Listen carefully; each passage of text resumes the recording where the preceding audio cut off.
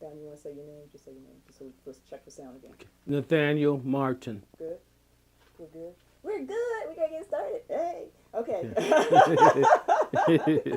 So, I'm Dr. Rhonda Williams from the Social Justice Institute, the director, and we're here doing an interview with Nathaniel Martin, City Council person, for the Voicing and Action Project of the Social Justice Institute. Nathaniel, why don't you just introduce yourself? Okay, my name is Nathaniel Martin. I live in East Cleveland. I'm a councilman at large in the great city of East Cleveland. I've been here for a number of years. This is my home. My mother lives here, my brother, etc. They've been here for many, many years. They were here when East Cleveland was at its zenith, and they've been here as East Cleveland is in its nadir to some extent, hopefully for a turnaround. So they share some of the history of when they moved here, and it was a lot of hope, a good school system, great police department and all that. And they've seen changes over the years in governance, not such a positive governance, but a negative governance, and a depletion of resources over the years. So when did your mother and your brother move here? Oh, they moved here in the 60s, I think. We've been here over 30 years, so would that be maybe longer than that? Okay, that would be, 60s would be the 40s. Yeah, right. Mm-hmm. So they've been here. Oh, no. No. I can't add. No, 60 would be, we in 2012. 50s. The 50 years. Yeah, they've been here for a while, yeah. My grandmother died here. My mother's 80 now. And it was the place to live around the 60s and 70s when there was a strong migration of African Americans moving in the East Cleveland community. Talk more about that, when your mother first moved here. Well, my mother, what that time was like. Well, we lived at 101st and Chester, and she was looking for a home. We stayed in row houses there. They're still there. Matter of fact, they tore down the building right on the corner of 101st and Chester, but the row houses are still there, right across from the blind center there. And they were looking for a place, and this was the house that they picked. And we were happy to move in here. Okay. And why did they want to move away from 101st and Chester? So we're talking, what neighborhood? What's that neighborhood called? That's the Huff area. The Huff area. That's the Huff area. Mm-hmm. And they wanted a home. Mm-hmm. Okay, it wasn't that bad, an area. As a matter of fact, when we first moved there were more whites there than blacks. Just show you how the area changes over the years. A lot of stores. Give an example. I can remember as a kid going up to 105 when you had movie theaters, all kind of small businesses, shops and all like that, bowling alleys. It was the place to be. Now look at it. Cleveland Clinic owns everything now. That whole area belongs to Cleveland Clinic, so things change. How old were you then? You said you can remember as a child. Yeah, I must have been about 8, 9, 10, something like that. I remember going to the store. When was I born? 51. You remember going in the store? Yeah, I remember going to the stores, going up there. I remember being a paper boy. I was a paper boy for Cleveland Press. I don't know if you remember that, but Cleveland Press no longer exists, but I used to deliver papers there. My brother used to do the plain dealer. Okay. So I remember winning prizes, winning bikes, and you take the money and I would go up there and get gifts, and you had a good selection up there. It was really nice. So you would take your money where and get gifts? I would get gifts. I would get paid as a paper boy, and I'd go up to the different stores up there and get things at a good price. And that was on 105? That was on 105. Okay. That whole area, 105, 101st. I remember the chicken markets where they used to kill the chickens and all like that. You used to get them fresh. I remember that. It was a thriving business area. I remember 3 theaters there. I can't remember the name of them now, but there were 3 theaters there. I remember bowling alley was there, bars, shoe shops, hair shops. It was a thriving area. It was. Matter of fact, the church I belonged to for close to 35, 40 years, it's right on 101st and Euclid, right next to East Mount Zion. The church that burned down. Okay. Euclid Avenue Congregational Church, United Church of Christ. That's the church I got involved with when I was a kid. And how did you get involved in that particular church? Well, they were doing things in the community. There was a house called the Huff House And I used to go to the house to shoot basketball and do things like that. I got involved in the youth council there, and they were funding.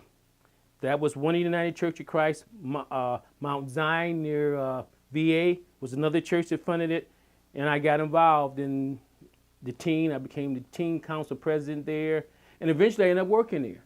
And while I was going to college at Cleveland State, I lived in the Huff House. It's tore down now, but it was on 97th in Chester, between Chester and Huff. So the Huff House, describe it to me. It was a community center located on 97th Street. I think it was 1906 East 97th Street, if I can recall. And the lady who I used to work under, who used to run it, was a lady named Doris Simmons. And I started there, and eventually I became the youth leader, and then I became over the youth programs, and I was there I went to college while I was there. They provided me a place to stay there. There was an African guy who was going to school at Case, and he left. And they offered me to stay there to watch the house. So I did my studying there and all like that. And I had a girls softball team that I coached, a men's basketball team that I coached, and it kind of was my developing years. And then in between that, I was going to school. Okay, and that was all at Huff House. That was all at Huff House. Now, what did Huff House look like? It was a big, huge house with about 5 or 6 bathrooms. We had a third floor, a second floor, a basement where we used to have dances and all like that. There's a lot of history there. Okay, and those were my developing years, and they gave me an opportunity to develop. And so you said you became leader of the teen council. Mm-hmm. How old were you when that happened? I guess I must have been about 15, 16, around that area. Mm-hmm. Right. And how did you get that honor? Well, just being involved. You know, it was sprung on me, and I did it. And I was involved in a whole lot of stuff there. Okay. And when my people lived here, and when I was getting ready to go to college, I was going to go into the Army, because I really didn't have any really plans. But when I was growing up, my mother and my grandmother, it was not my father, my mother and my grandmother always had me reading books. Okay, they used to clean houses for those people. Okay, but in the process, they would bring them books home. So they had me read. They always encouraged me to read books, so I was pretty well read. I love to read books. Plus, the hand-me-downs they would bring too. So that helped me to dress nice and all like that. But I'm indebted to my grandmother and mother today for that encouragement. And then I got involved, and people thought I had some leadership skills, and my basketball team won the championship 2 or 3 times. No, I didn't know much about basketball then. The girls softball team did well, and I just learned some principles then that I use now that people will be surprised. Okay. So there's a couple of things you said I want to follow up on. Very Okay. interesting. You said your mother and your grandmother used to clean house for those people. Right. What's that mean? Tell me who those people White are. folks. Tell me, okay. They used to, white folks, they used to clean houses. I think they called it day work then. Okay, and I remember, and I see it in my eyes right now, my grandmother coming home with bags of food to feed the family, and my mother did the same thing. Okay, that's how we got by. Okay, and the hand-me-downs, we didn't know they were hand-me-downs. We were glad to get them, but we got them, and it sustained us. Okay, and I learned hard work from them. I remember when I was about 7 years old, I used to clean one of the dry cleaning. I used to sweep and all like that and to get a couple of dollars. And then I did the paper route, and then I had summer jobs, so I've always worked. So I know what the importance of working. But my grandmother and them would bring these books and clothes home, and they always encouraged me to read. So I was a pretty good student, but I wasn't interested in going to college. So I got a call from Cleveland Scholarship, because my grades were good and all like that, and they offered me a scholarship. And I really didn't have anywhere to go, so I went to Cleveland State. I got in Cleveland, and actually brought that, when I got involved in Cleveland State, this got me involved in government. I became student council treasurer, not over the black students, but all the students at Cleveland State. This was in the 70s, that transition, okay? And we had a coalition of white students and black students, and I was a treasurer of student government, and I was a student senator. And I can show you pictures of that because I still have. I started to bring that, Okay. but those are the developing Let's years. show that. Okay, Let's show that. okay. I like for you to see that, but that was back in the 70s, and we were involved in student government. We had a coalition, and we divvied out money to all the student organizations. We had a nice piece of change. I remember Fat Glenn's and some of the places that we used to have parties and stuff with the different student organizations at Cleveland State University. What's Fat Glenn's? Fat Glenn's was a big hall where most of the student organizations had dances and social events there. Okay, I remember Finn Tower, and it's been renovated since then. Right down on 20-something in Euclid, it's renovated, and that's where students used to stay. Okay. So your grandmother and your mother used to bring home food and hand-me-downs and books. And books. Which, Okay. and they encourage you to read. I used to read them. I read all the Books time. you read? All kind of books. You know, some of them I didn't understand, but I read them, and it helped me with my vocabulary. And I used to look up words and all like that. So the books helped me tremendously. And it's you and your brother? All brothers. All brothers. How many brothers? 3. 3 brothers. Okay. And where are you in? I'm the second to the hierarchy of oldest. brothers. I'm not the oldest. I'm the second of the oldest. Okay. When you coming in, you and Allison, you met my oldest brother. That's Joseph. And I'm Nathaniel, David, and DeLorne. Okay. And when all of you were living at the 105? At the 101. Okay. Okay. Were you all born at that point, or were some born here in this house? My youngest was born here, but Joe, David, and myself were born at 100 in that area, in the Huff area, Glenview area too. Okay. I went to junior high. I went to Harry Davis. Elementary schools. I went to Lewis Pasture in Columbia. I know Columbia is torn down. And then I graduated from John Hay High School, and I was involved in the student council at John Hay. So you never know, but it's all kind of connects, because what happens is it helps to build confidence in terms of speaking in front of groups and expressing how you feel and that kind of thing. So now take me through this chronologically. As a teen, you were involved in the teen. You became teen council leader. At the Huff House. At the Huff House. At that point, where were you in school? I think I was graduating from high school, getting ready to go to college. Right. Okay. And so you were also involved in student council at high school at the same time you were teen council exactly at Huff House. Right. Okay. And the African guy who had been there for a few years was leaving to go back to Africa, and he offered me to stay there as the janitor. I was there as a janitor, and I cleaned up, and they gave me a place to stay. I had a room and all like that, so it worked out fine. Okay. And around what year was that, do you think? That must have been 70, 71, 72, around there. Early 20s? Yeah, I was in my early 20s, right. Now you said, I'm going to go back to your grandmother and your mother, because you said they were invaluable in your life. Mm-hmm. Tell me how they were invaluable. You talked about already them providing for you in books, and there were principles and things you learned from them. What were some of the things that you learned from your grandmother and your mother? They encouraged me to read, and they instilled discipline in all that I did. Okay, we had to stay home before they got home, before we can go out. And if we didn't stay home and we were out, we'd get a spanking. Okay, and as kids, we would tear up the house and all like that, and they would beat our butts and all like that. And I know parents don't do it now, but it helped us with discipline. But what I didn't realize, I didn't know back then that we were poor. I had no concept that we were poor until I went to college. And when I was around these rich kids that seemed to have a whole lot, that's when I recognized that we were poor. But I had no concept of that. So I really was developing. But I used to read all the time. They were bringing books, and I wasn't big looking at TV, so I used to read books all the time. Okay.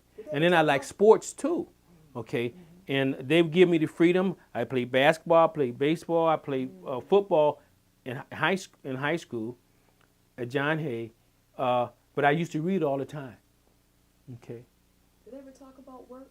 Did they ever say what it was Oh like yeah. working for Well, their sometimes, bosses? yeah, Can they you would, share some of yeah, that? the boss would hit on them. Okay, the boss would take freedom that was inappropriate at the time, and they felt superior. Okay, my grandmother didn't like those people. Okay, she didn't like them, but in order to take care of us, my grandmother was like the father, and my mother, they did that to sustain us. And as you can see, we've always had a nice home. Even when they were washing floors and mopping and cleaning and dusting and all the stuff, we always lived nice. So this thing about poverty is you have that lack of something, but the internal things, the intrinsic things that make you, you can that sustains you. That gets you through the tough times. That gets you. When I was at Cleveland State, I was scared to death. I'm in a lecture class taking a sociology class, and almost all the students were white. It's about 3 black students. This is back in the 70s, and they're talking about stuff in the neighborhood. And I raised my hand and I spoke, and I spoke 2 or 3 times, scared, and I connected to the professor. Eventually had me come see, I got a good grade. And that's again developing. Okay? And I found out they had nothing on me. Okay? Just privilege and material things. But when it come to intellect and thinking all like that and opinion, I was all right. Okay? I ran for student senate. That's what they called it at Cleveland State, and got elected. Okay? Got put on as the treasurer. Not only the black students, but all the students at Cleveland State. Okay. That was doing that transition of change and all like that. So, in fairness to the white students, they were liberal too, and we worked together to pull that. That's the only way we could pull that off. Okay. Do you remember a story that your grandmother would tell you about work, or just about where did your grandmother hail from? Where did she come from? From Tennessee. I think she's from Nashville, Tennessee, and she always said, she used to say, Nathaniel. She don't call me Nate. She said, Nathaniel, I don't want you to have to do this. Okay, I want you to always be a man. So stand for what you think is right, and don't kiss nobody's. I won't say that. It's all right to say that. Don't kiss nobody's ass. It wasn't my father. It was my grandmother and my mother that instilled that. Okay, and I over the years I paid a price, standing for what I think is right. Not so much from white folks, but black folks. They get jealous, get envious, and all like that.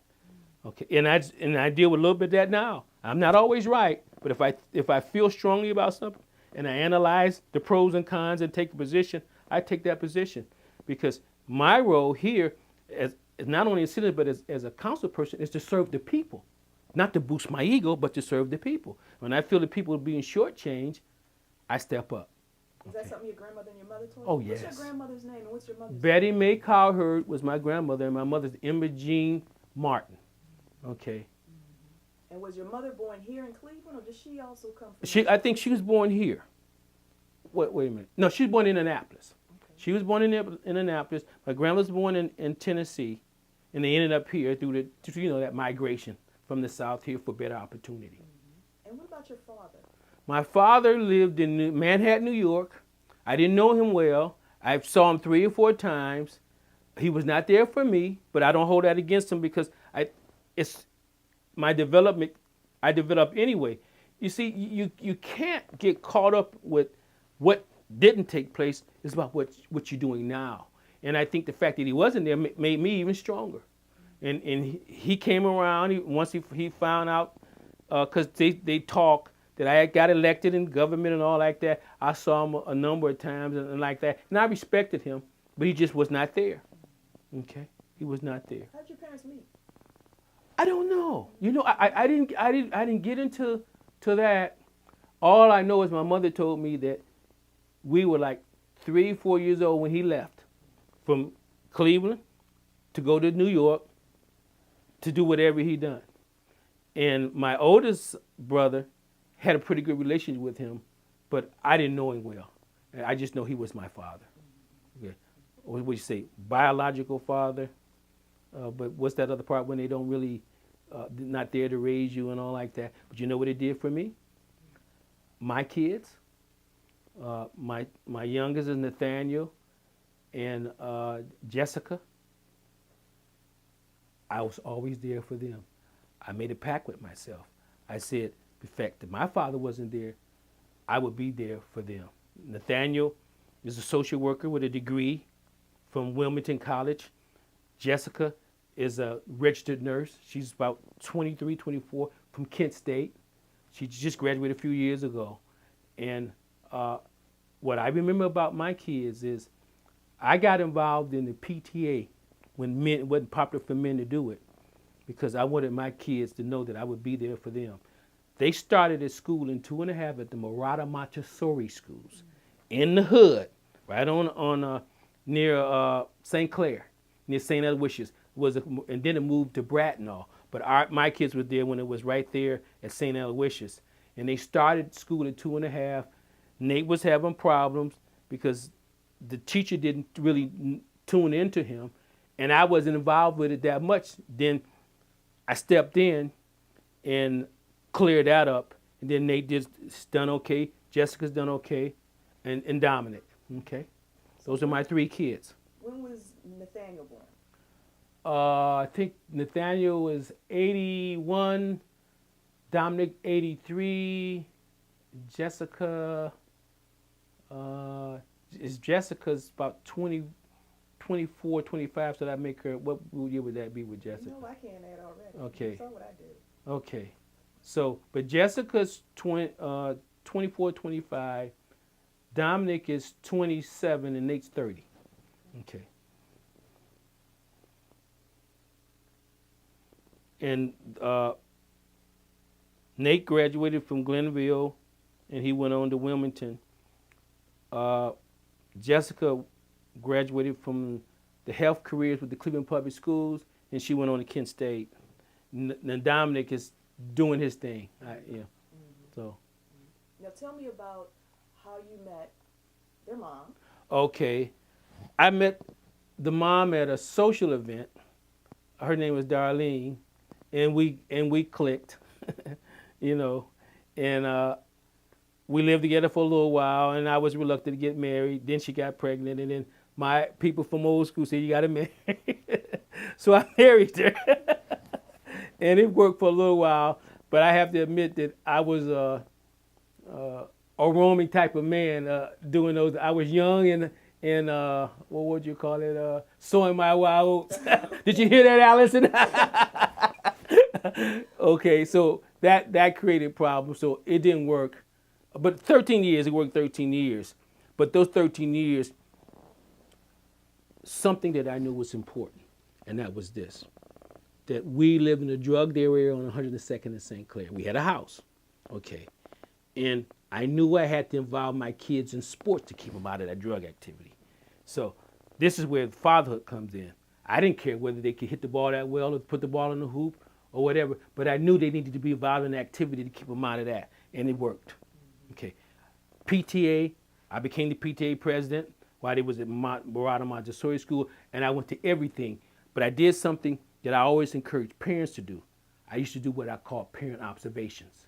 I would go up to the school, whether I could go up there or not, and say, I'm here for a parent observation, and they would not deny me. And I go in their classroom, sit in the back room, don't say a word for 15, 20 minutes, and let them know that them being here, they're here to learn, not to be BSing and that kind of thing. And it worked.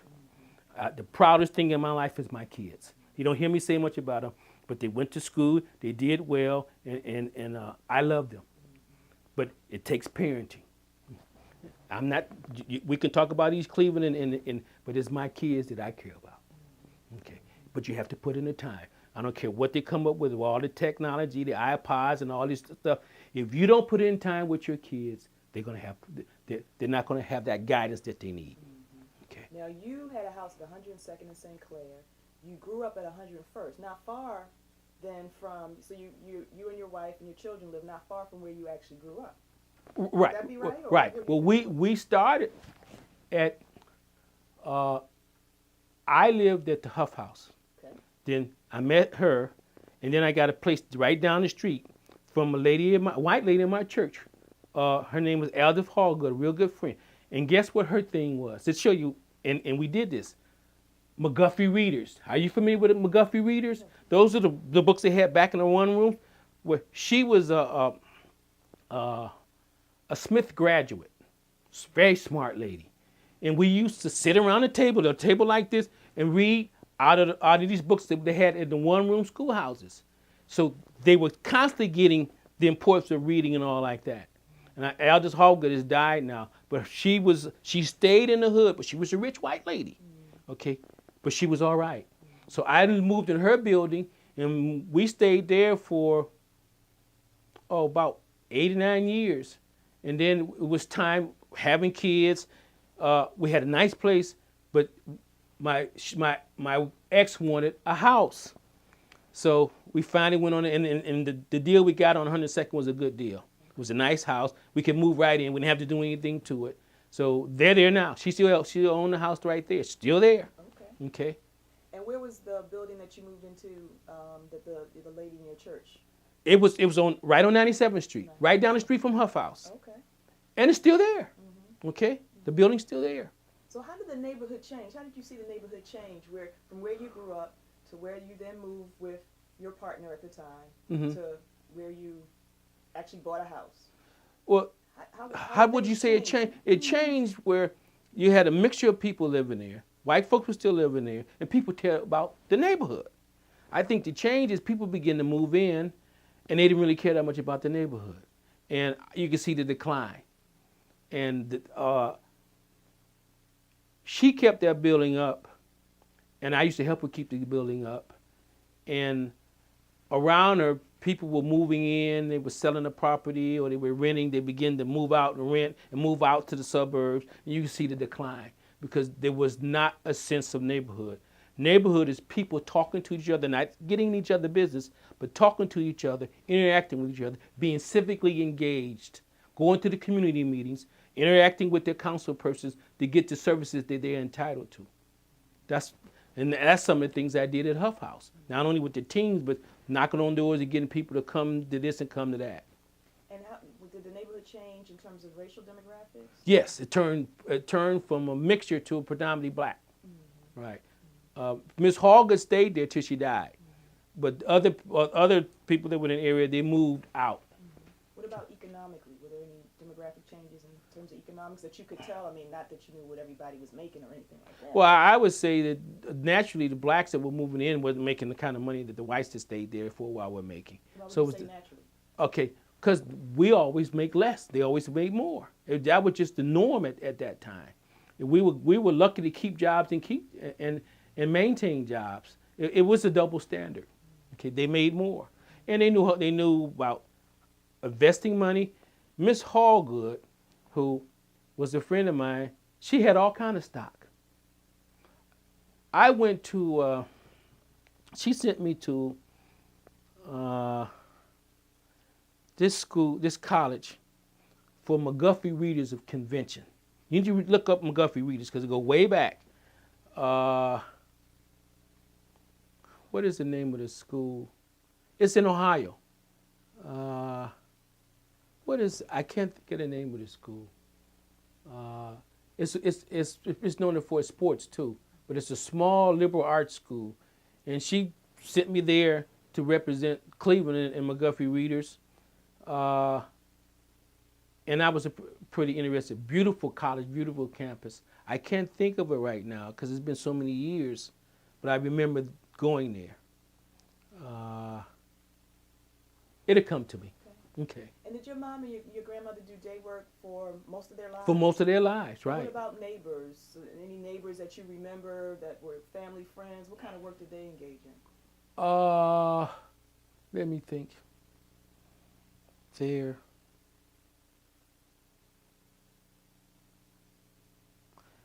There were people that worked at gas stations and did all different kind of things like that. And some people did the day work like my mother and my grandmother, the African Americans. And all the properties that we lived in were owned by the white folks. They own everything. And in the row houses, if you get a chance, because it's not far from Cape, go to 101st and Chester, and you see those row houses. It's the only thing there right there, right across from the Blind Center there. Okay, but where the Blind Center there used to be a hotel. There was a hotel there. Right there, if it was from 105 to 101st. There was a hotel there. Yes, right there, right across from that church, that Pentecostal church there. I remember it very vividly because we used to go in there sometime. Right, but they tore it down and built the blind place. Okay, the Jewish temple's been there for many, many years. That's where we used to play baseball. Okay, all right. The sports kept me out of trouble. At that time, I was shy. I wasn't into girls. I didn't get into girls until I got into college. I wasn't in girls when I was in high school because I was delivering papers. When I got out of school at 2:30, 3 o'clock, I had to go deliver the Cleveland Press. Okay, and they used to make fun of me, but I dealt with it because I was getting paid, and that helped me to learn to interact with people. And then around the holidays, people give you tips and all like that. But I worked. Who made fun of you? My people my age, the cool people, the people in the know and all like that. He's delivering papers. Okay, because I have to go to papers and then knock on the door, collect on Fridays and all like that. But I did it. Okay. How long did you have a paper route? I had a paper route for all the way through high school. Okay. The last year, I got into a special program where I was working at a Clark gas station. Okay. It was a distributive education program through John Hay, because that's where I graduated from. And I was doing them both. And then I eventually let the paper route go because I was doing okay with that. And then, I was preparing to go in the Army, the Vietnam around that time, and then I got the scholarship, from Cleveland Scholarship, and I ended up going to Cleveland State. Okay, so you were on your way to the Army to Vietnam? Yeah, I was going to go. Yeah, I was going to enlist, but I got this letter from the Cleveland Scholarship, and I remember her name, Mrs. Sapien. She came to my house and said, "We are giving you a scholarship. You have excellent grades and all like that." And I got the scholarship. I was, matter of fact, in my high school graduating class, I was 4th. So I guess I was an all right student. But I never thought about it, gave it that much thought. So I went on to Cleveland State. And that's when I got involved in the fraternity. Okay. And that's, again, from student council at John Hay to then my second year at Cleveland State, student senator, treasurer, there.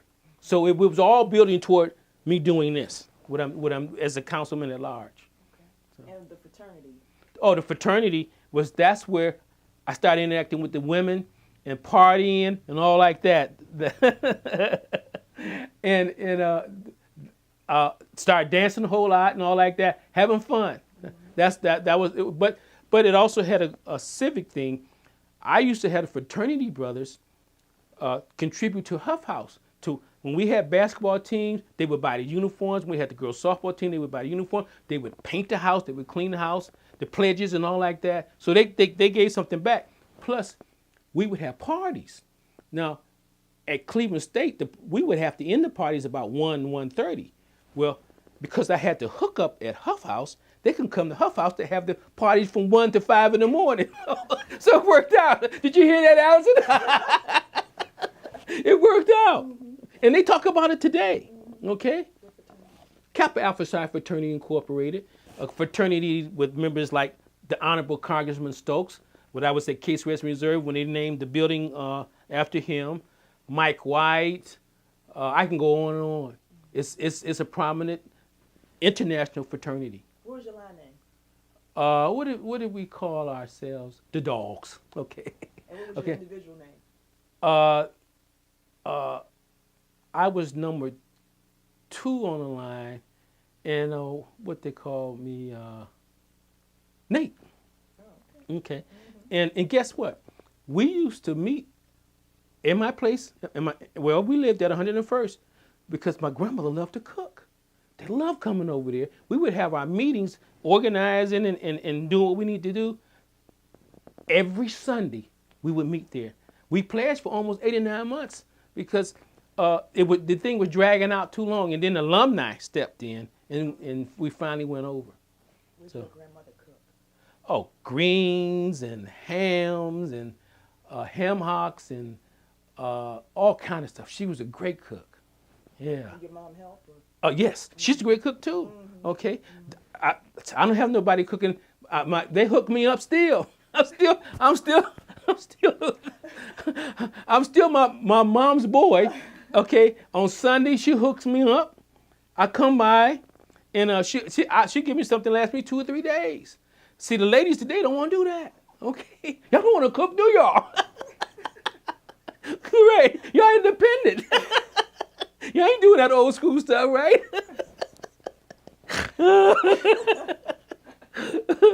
So you were right in the midst of civil rights. And Oh yes. Talk a little bit about that. What We was had going on while you were still in that area? when I was in student government, we had Angela Davis come and speak. I'm gonna show you the book so you can see it. I kept a portfolio on it. She came to speak. My best friend at the time, Clifton Newman, he's an attorney. He lived in Columbia, South Carolina now. We were rolling at Cleveland State. It was times when the students were kind of wanted change. Okay, and we worked together. Up until the point that we got on student government, it was always white. Okay, it was always white. But the liberal students, and we came together with a coalition. That's how we won that thing. Okay, and we worked together. We did things together. It was just a sign of change. And I'm so glad I didn't go to Vietnam. I could have went to Vietnam.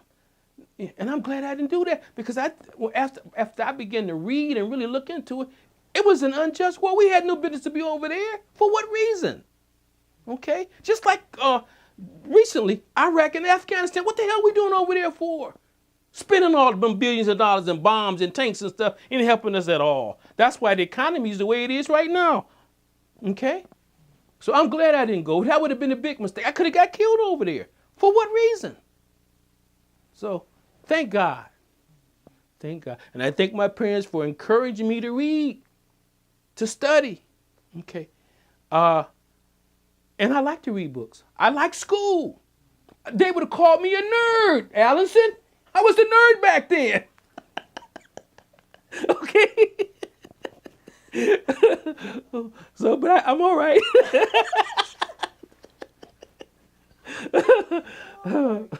So you graduated from Cleveland State University? Yes, in '74, and I graduated from John Hay in '70. Okay, it was the greatest. It was a good experience. And what did you get your degree in? Arts and sciences. Okay, and but I had a minor in Black history. I love history. Okay, I love history. How do we know where we're going if we don't know where we've been? And I constantly tell young people, know your history. And we're missing that. The Jewish people make sure their people know the history. We have that responsibility too. So history is big to me. Here in East Cleveland, know the history. Know who your mayors were. Going back to Anwar, to Eric Brewer, to Norton. And look at the history. See what's going on. If there's been something that I'm sad about, is that the governance over the last 15 to 20 years in East Cleveland has not been that well. Starting from the mayor, trickling down to the council. Ego, easing God out, is a problem. Ego, easing God out. Everybody thinking they this, well, I'm that and all like that, and we can't hardly get anything done. When we started moving in East Cleveland in the 60s and 70s, East Cleveland was predominantly white. The park up there, Forest Hill Park, is where Rockefeller used to live, which he used to ride his horses. He gave 2/3 of the park to East Cleveland and 1/3 of it to Cleveland Heights. And when we started moving in, we cared about housing, we cared about community. They started moving out, and we lost the tax base. And then we got people in government that wasn't concerned about people, but more concerned about themselves. And we've been struggling with that, and we're struggling with that today. So my responsibility is to try to help people, to try to serve people, to see that people get services, okay, to improve the quality of life for people. But in a government setting or entity, you have to have the votes to get anything done. It's just like today with Obama. Okay, Robert stepped up to do the right thing. The healthcare thing's going to be okay. People will be able to get things they never got, but it took him 70 years to do it. But he had the courage, the guts, the grit to stick it out. Okay? So this wasn't no Republican. This was the right thing to do. And I commend him for having that because he took a beating. He took a beating. I want to come back to the history of East Cleveland, particularly the mayoral administration.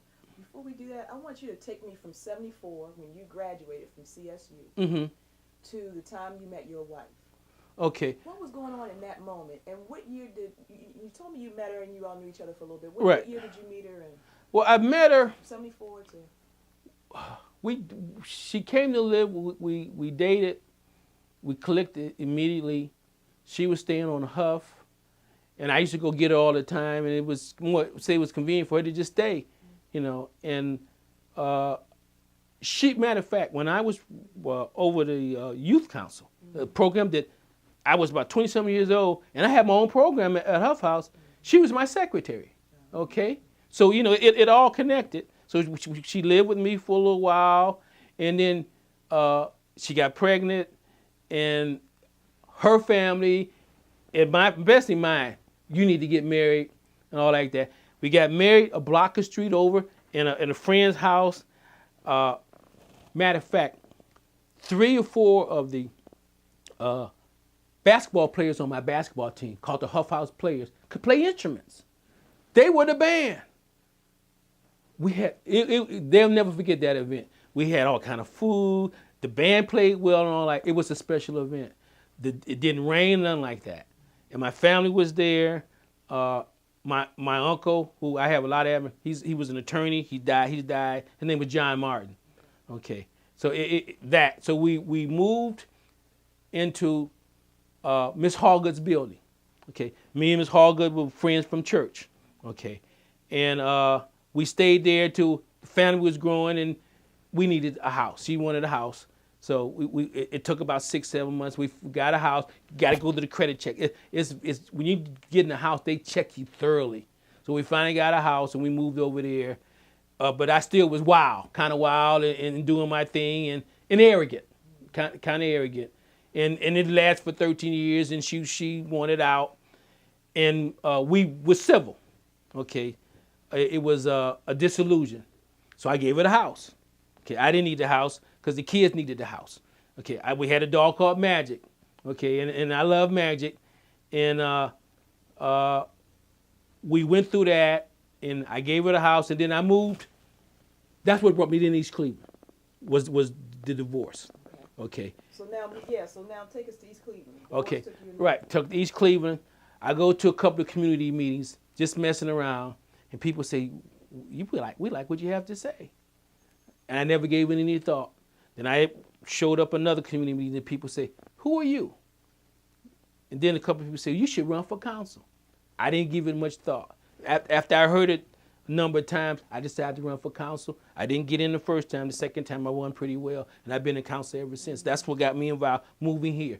So it might have been in the plan, because you never know what God has for you, but it was in the plan for me to do that.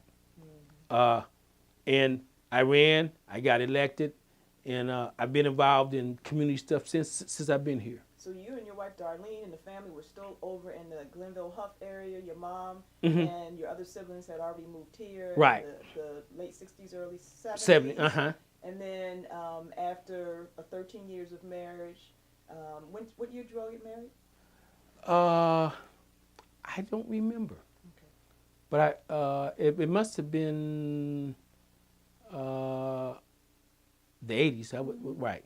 And so you moved here in the 90s? Yeah, I moved here. I've been here. It must have been the 90s, right? Yeah. And I moved on Neelamere. Okay, my mother used to stay. She stayed there for a little while, and my aunt stayed there. So I stayed on the 3rd floor. Okay, again, frugal. Okay, and when you go through a divorce and you got kids, you got to pay child support. The only way I've got by was staying somewhere where I paid $100 a month for rent on the 3rd floor, and just show you what the sacrifices you make in life. The first 3 years on the 3rd floor, I had no heat. Can you believe that? That's a sacrifice, but that's the only way I could have got by, because the child support was killing me, but I had to pay it. So you make the adjustment. Then we finally got heat up there. That worked out okay, but that's what I did. Okay. Talk about that first place that your mother had. in East Cleveland, where you actually lived on the third floor? Okay, that was on Neelamere. Very nice place.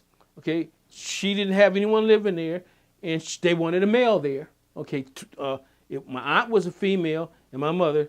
And my mother always had a nice place, and she had a nice place. And she said, "Well, do you mind moving up on the third? Because they had somebody to shovel snow and do all the things that I would do, because I couldn't beat $100, could I? Okay, so it worked out.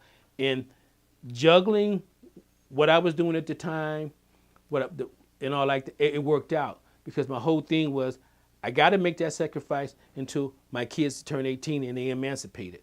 And I went to court 5 or 6 times because I kept telling them I was overpaying child support. Well, if you deal with that system, they have no respect for men. They dog you down. It's mostly women. Okay?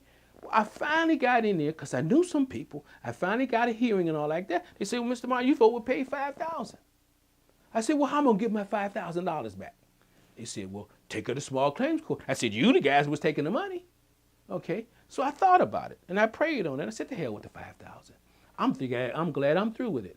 I said, it went to the kids, but I left it alone because it was frustrating dealing with it, going back and forth, back and forth. I went to 3 or 4 attorneys and I realized I do this myself. So I started doing the motion and started doing it myself. And when I got in there and they were able to look at it, okay, they agreed with me. Then they sent me this thing in the mail saying, you've overpaid $5,000. I said, well, you going to pay it back? Well, take her to court? I'm not going to take her to court. I'm going to do that. And those are my kids. So I left it alone. So you win some, you lose some. And what was your job at the time? What were you doing? I was a social worker at county jail. Okay? I was a social worker there for almost 10 years under McFall. Okay? And the commissioners. I did that. And then I left there. And this was the best job I ever had. I worked as a corporate rep for Cleveland Works Incorporated. It was a job placement program. The best in the country. Cleveland Works. And I made a nice buck there. Okay? But even that, I had to pay child support. Okay, so I paid it. I paid it. And I got frustrated dealing with attorneys, not getting the job done. And I ended up doing it myself. Okay, and after the facts speak for themselves. And then the magistrate gave the ruling that, Mr. Martin, you just don't need to pay anymore. You've overpaid $4,000 or $5,000. And then they said, well, we're not going to give it back to you. You got to get it from her. So I was supposed to take her to small claims court, and they were going to take. I wasn't going to do that. And I wasn't going to do that. She wasn't a bad wife. I was the one who was young and dumb. Okay, I wouldn't do that. We talked today. Okay, so another learning process, and that's why I'm not a vengeful person. I don't believe in grudges. I think things happen for a reason, and if you're open to it, you'll grow and you'll learn. You learn more from the tough times than when things are going fine. Okay. So can you think, because you just described, moving into East Cleveland with your mom on the 3rd floor and your aunt. What's your aunt's name? Amy. She died about 3 months ago. Oh, I'm sorry. Yeah. Amy Watson. Right. Wow. Okay. Right. Sweetheart. And they loved me being there. They had me doing all kind of stuff, but that's okay. I couldn't beat it. Okay. Then we finally got a heater up there, which that helped. Okay. But I got by. I was going most of the time anyway. So once I had the blanks and all like that, it worked out. You make your sacrifice. Was that your earliest memory of East Cleveland? Yeah, that was my earliest memory. But here's what I always wanted to be involved in government. I always wanted to run. I was going to run for council in the Glenville area because when I was there, I was always community engaged, and there was drug activity. So I wasn't putting up with that. I went to the councilman, went to the police district guy at the time. My house was so packed with people. We got them drugs off the street, okay? And people wanted me to run, but then the divorce kicked in, and I moved. I would have ran then. So when the opportunity presented here, I wasn't really interested. I jumped on it and I knocked on doors and do what you have to do, and I won.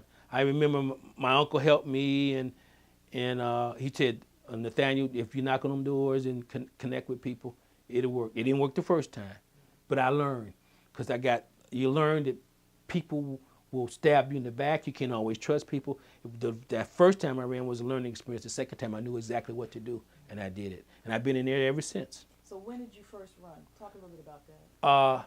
I think I got elected in '95, something like that. Knocking on doors, and I'm at large. See, I'm not in a ward. I had to cover the whole city, okay. And I knocked on doors with what there's a saying I always use that helps me get elected. I call it mom. And I use it today. Money, organization, and message. Okay, I raised money. I had a little organization, a few people that I could trust, and I had a message, a strong message. And the people connected to the message, and they elected me. Okay, and I went in there, and I came out for 2 years because they didn't put me back in there because I took a stand that was very unpopular, but I still stand by it today. Kirk School up there is called, what do they call it, the school now? Heritage Middle School. I was totally opposed to them tearing it down. It was a beautiful school. Tearing it down to put what they put up there now. It's just not the quality. And people got mad. And the pants thing. They didn't like that. I took a strong stance on young people pulling up their pants, and them parents got scared. Because I said I was going to legislate that they couldn't, which I can legally do it, but it scared them people. But that's okay. I bit the bullet. I dealt with it. I knew what I did wrong, so I said, I'm going to go back. I came back, they put me back, and I've been there ever since. Okay. So I was out for 2 years. They brought me back, and I've been in there since. That's why I know that if the mayor and the council work together, a lot can be done. But those years I've been there, starting with Wallace Davis was the mayor at the time, you could work with him. Even Anwar, even though he went to jail, you could work with him. He recognized that if he didn't have the support, he wouldn't push it. But after him, the other ones, it's almost like it's their way or no way. So it was Wallace Davis? Wallace Davis was the mayor. Anwar. Brewer. Don't forget Sarita Goggins. Oh. Okay, Sarita Goggins. Okay, she was only mayor for 9 months. Brewer beat her. Brewer had a lot of potential, but that ego, easing got out, thinking that you all that. And now with my fraternity brother, Gary Norton, that ego. He was the council president. He came to me and asked to support him. I supported him. Everybody on the council supported him. Everybody at the time for mayor. That's been less than 2 years. Now nobody can get along, not a one. And even the new guy, and I'll say this for you, he's a fraternity brother too, Mansell Baker. He worked harder to help Norton get in there than when he ran against Mildred Brewer. And he didn't treat Mansell Baker right. He didn't. So now he's got 5 people on the council that he's going to have to struggle with. Because if he doesn't do what we think is right, it's going to be a struggle. And it's unfortunate. It's an unfortunate situation because I think when you get these kind of opportunities to manage a city, and that's what a mayor does, he's got directors that do the work, and under directors are the people that really do the work.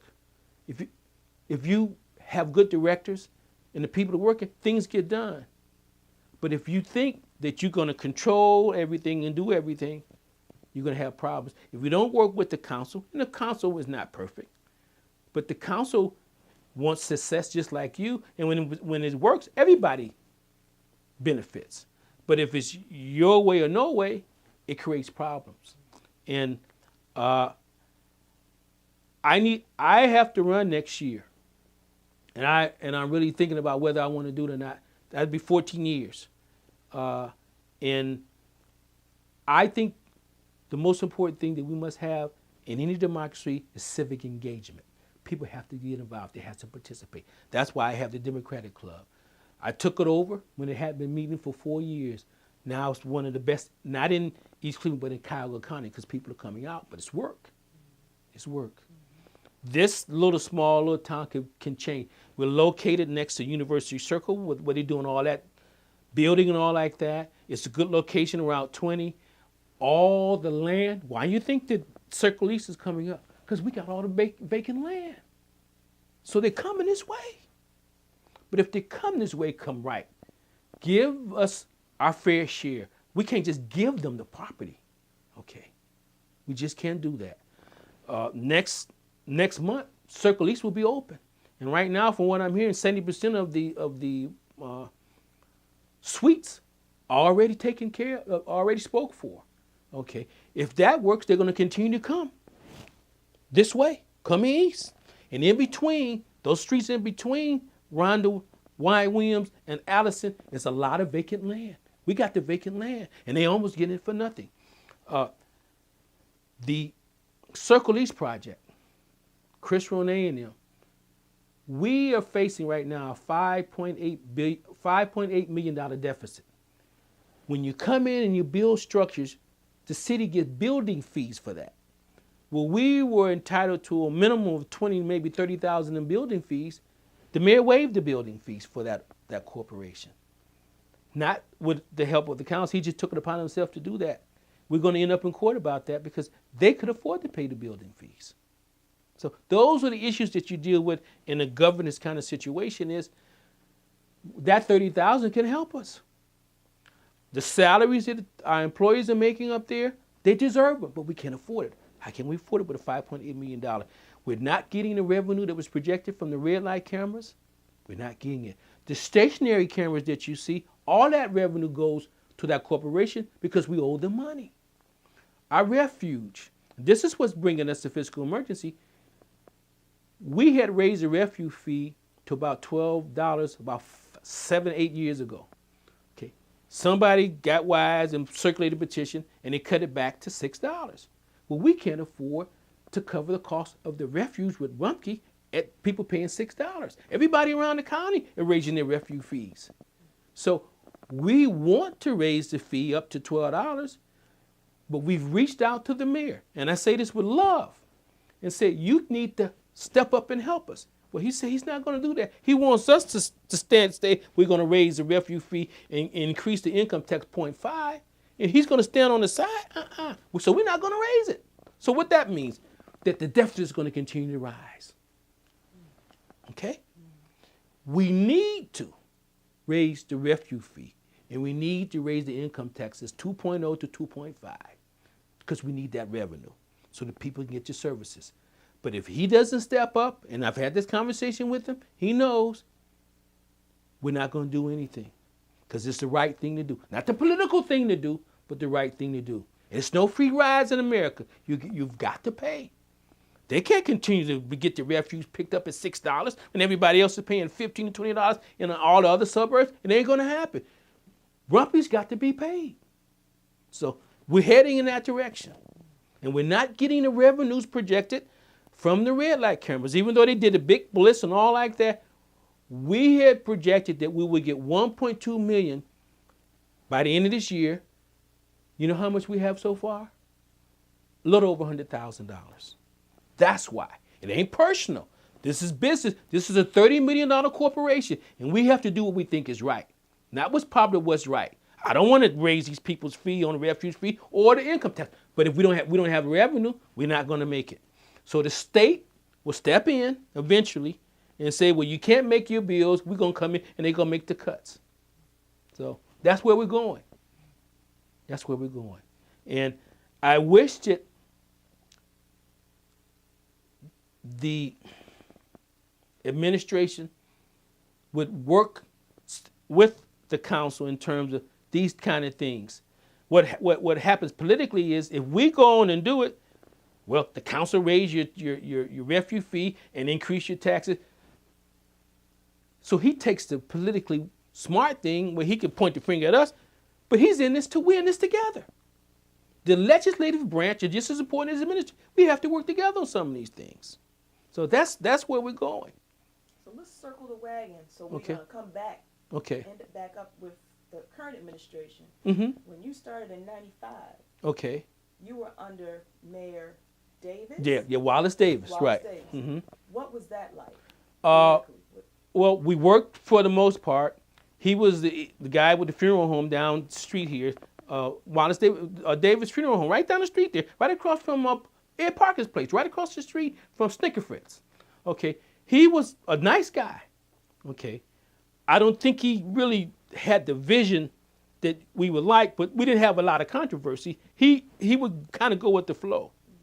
Okay. What kind of vision did he have? Not much at all. Just run a city, and to show you how life can be, the person that he brought in ran against him and beat him. Anwar. Okay. You see, Anwar came in, first African. He got national attention being elected as a mayor, and then he got caught with his hands in the till, got greedy. Okay. Tell us about that. Okay. He got with the wrong folks, Nate Gray and that group, and he got and once they had him on tape doing the wrong thing, saying the wrong thing with his hand out. Then he went to federal court and he got 8 years, and he's out now. He's been out now. I haven't seen him, but he's out. Okay, that was a decline. We had a judge, Mosley. They called him taking money. See, this is the decline of East Cleveland in terms of governance. He did some federal time. Then Anwar was involved with Eric Brewer. To show you how life can be. Brewer runs against Anwar. Well, Anwar was, it was Saretha Goggins stepped in because Anwar went to jail. So Saretha Goggins had it, and she had some baggage in her background. Eric Brewer became mayor. A lot of potential. Same potential that Gary Norton. Eric Brewer his ego got involved, big time. Okay. If he didn't get his way, he would do all kind of stuff. And at the end of the day, we knew he wasn't going to get reelected because he couldn't work with the council because we was fighting all the time and that type of thing. And the council included you and Gary Norton. Gary Norton was the president at the time. Joy Jordan. Omaze, Mildred Brewer, etc. So Omaze got defeated, and Barbara Thomas came on, and I can't connect it all, but you kind of know what happened. So Brewer lost to the young man, Gary Norton. And everybody on the council, and I hope that's not redundant, supported Gary Norton. Okay. And these pictures came out. And I don't know if I should say this, but maybe I will. Gary Norton showed me those pictures. I didn't believe it was Eric Brewer. I did not believe it was him. Because he had this persona of being macho and tough guy and all like that. So I couldn't conceive of him dressed in women's clothing and all like that. Not that makes him a bad guy. But eventually, they got out. We believe, and I can't prove this, that Norton had a lot to do with them getting out. At that point, Eric Brewer didn't have a chance to get elected because he had embarrassed the city. And if you've seen those pictures are, as we say here, off the hook. Okay? So Brewer got in. Norton beat him.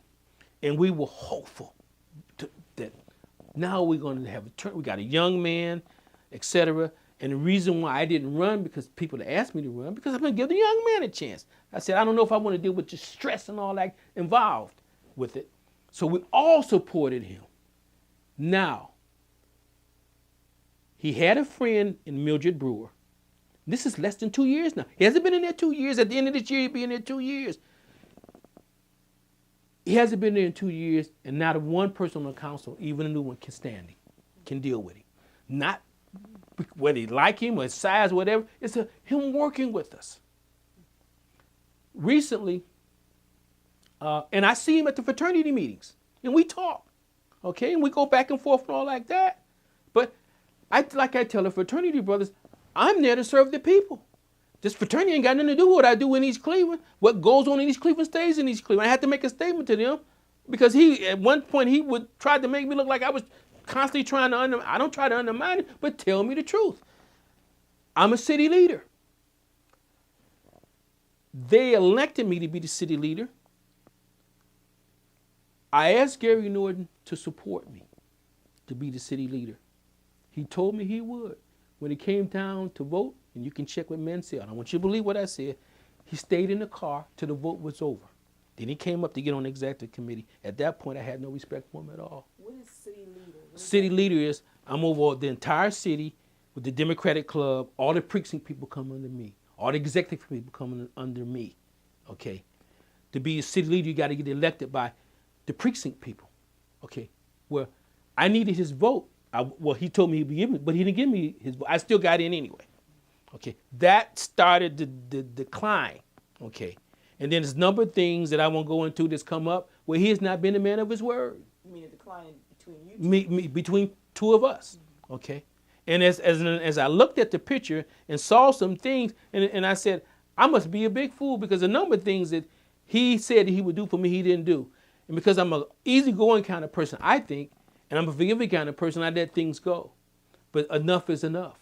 So now, whether I like him or dislike him, the $5.8 million, the decline, the lack of the fact that we're not working together, I thought when he came in that he should not increase salaries. He should have kept them where they were or cut them back. Well, almost everybody around him is making $80,000. We can't afford that. Not that they deserve it, but we can't afford it. That's why I was going into fiscal emergency. And you add on the refuge fee, we owe them about $200,000 to $300,000. We had the red light camera. We're not getting the revenue there. We owe them money. And the income tax that we're not going to write, we'll be there. We'll be there by the end of the year. That's the direction we're going. Something happened recently. The crossing guards. To show you how. We asked the finance director, they all answered to the mayor, to provide us with all the health care in all the departments. That's the way we've always done it. But the mayor wanted to put all the health care in one category, central services. Well, what happens with that, you put that in one category, you hard to monitor how the money's being spent. So he held on it for 2 or 3 months. We got to a meeting where if we didn't act on it collectively, people wouldn't get their health care. The police was all in the air. The fire people all in the air, the employees all, they came to the meeting. Then he had his finance director, it's on tape, come in, he had him standing out in the hallway, and finally gave us what we asked for. Then I said, well, are the crossing guards going to go back to work? Because he laid them off. He didn't have to lay the crossing guard. They only make $30,000, the whole 8 and out of them because they didn't work in the summer and all like that. He never put the crossing guards. 3 or 4 of them quit. They never came back. I know some of them. One at Stanwood and Euclid, where I'm at, and one at Forest Hill Boulevard and Euclid. They never came. They quit. So prior to that, he stood out and made a big media issue of him being a crossing guard. But that was all media hype. So now that we've passed it, since you have 2, 3, or 4 crossing guards that are not coming back, why don't you put the police out there for that hour and a half in the morning and an hour and a half in the afternoon? Well, he didn't do that. So I called a press conference to say, look, the crossing guards are not out. So he shows up at the press conference at Superior and Euclid, got up in my face, our noses are touching each other and all like that, and he eventually called the police on me. I'm pulling out of the gas station because I see what's happening. They flying in the gas station, and I had pulled out just in time. He would have had me arrested. And if I would have got arrested, the media would have had a field day with that. A field day. You saw him call the police? Or yes, I'm standing right next to him. You picked up the phone? No. The guy was with him, who's connected with the gas station. He told the guy, he's on your property. Call him. Call the police. He shouldn't be on you. This is that Shell gas station. So he called the police. I'm looking at this. And the person who was with me said, Mark, get in the car. And I got in the car, and before I pulled off good, one car was flying in, and when I was going down Euclid, going east, another car was flying down. What kind of stuff is that? And then I talked to the police chief. We talked about it, and he said, Martin, we wouldn't have arrested you. I couldn't take that chance. I couldn't take that chance. So you take so much, Rhonda Y. Williams and Allison, and then you draw the line. So I've drawn the line with him. There will be no reconciliation. Okay, I'll work with him as much as I can, but there will not be. That was the final straw with me. And some things that's happened that I know of that was intentionally not in a loving spirit toward me. And I've never tried to hurt that young man. Never have. So some of the same issues happen with Mansell. You ask him, when Mansell worked for him, Mansell has a degree, Mansell worked for him, and Mansell worked for him harder than he worked for him when he ran against Mildred Brewer. Mildred, Barbara Thomas, Joy Jordan, Chantel, talked to all of them. They got stories about interacting with Mr. Norton.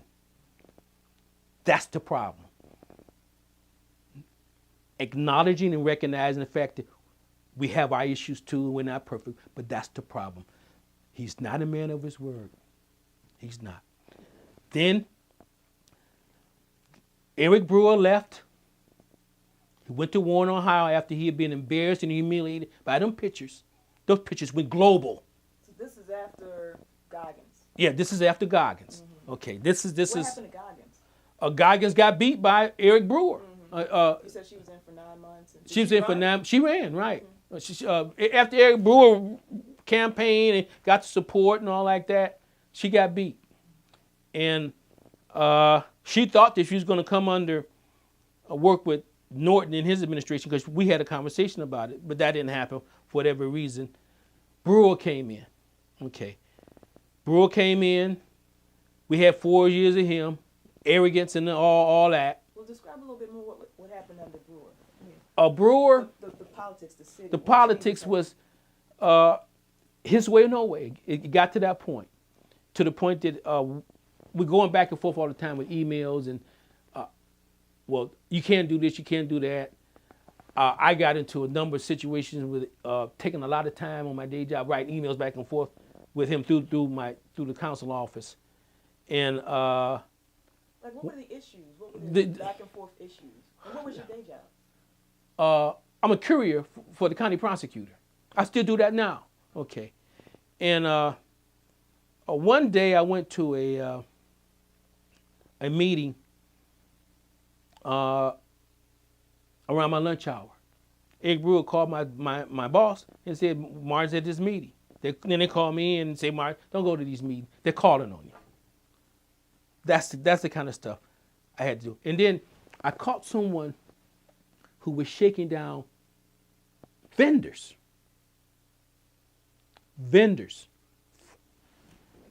And I talked about it at the council meeting.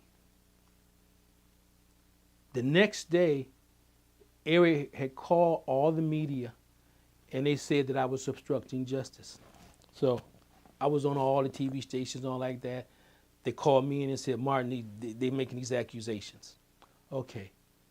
I went and spoke to the media and told them what my point of view was. Anyway, nothing ever happened with what I said. But the guy who I accused of shaking down vendors, he ended up getting rid of me. I had to deal with that aggravation. Okay. And that was in East Cleveland. That was shakedowns what happened in East Cleveland. Right. The county prosecutor's office that you work for is in Cleveland. Right, it's in Cleveland, right. So they didn't believe me, but they called certain people who know all what's going on, people in the police department. And the police department said, Martin ain't done nothing wrong. Okay. The guy, I won't mention his name, he's dead now, who was shaking down these people, he ended up getting rid of him. Okay. Those kind of situations, it almost make me feel like the situation with Mr. Norton down here at the Shell gas station when he called the police on me, or had the other guy call the police. And it was smart the way he did it, because he can say, well, I didn't call the police, but he told the guy to do it. Okay. But this is my fraternity brother. Okay. We crossed the burning sands. You know what it's like. And we went through all that together as fraternity brothers. We've been through that experience. So. What other issues under Brewer? Well, Brewer, I would go to his town hall. He had town hall meetings every week. Okay, and I would voice my point of view, which didn't agree with him. Okay, so. Do you have an example? Let's see. Well, let me think of something that's concrete.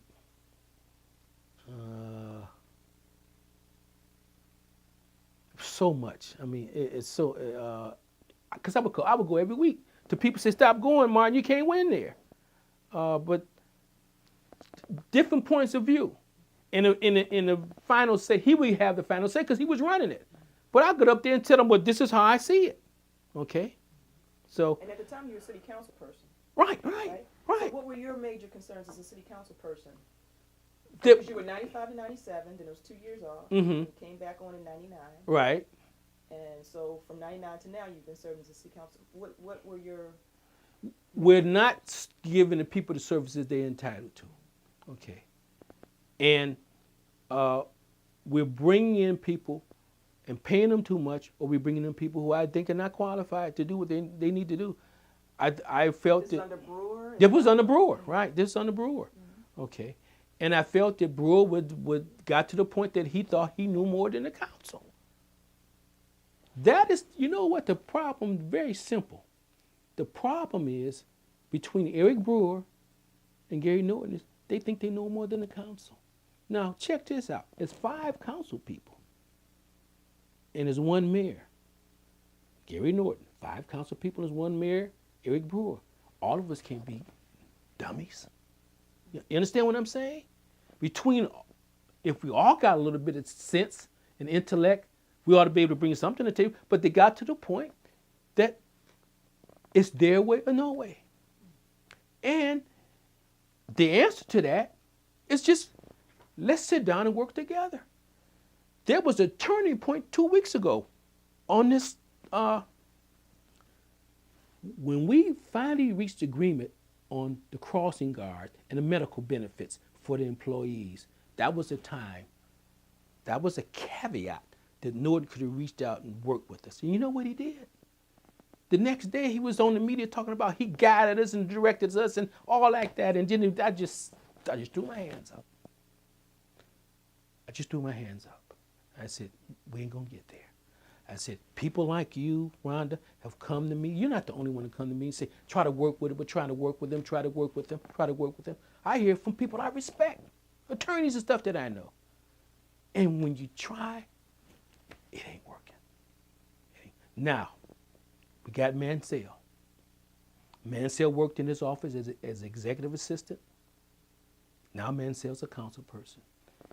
He demoted Mansell down to community development. Eventually Mansell had to leave. Okay, like I told you, Mansell worked harder to help Norton get elected than when he ran against Mildred Brewer. Mildred Brewer beat Mansell. Now he's got 5 people that have issues with him on the council, all 5. And I think those 5 people want to move the city forward, but they got issues with him. It's not going to be very easy if he doesn't have enough what it takes to make things work. Humility, compassion, patience, kindness, and self-control.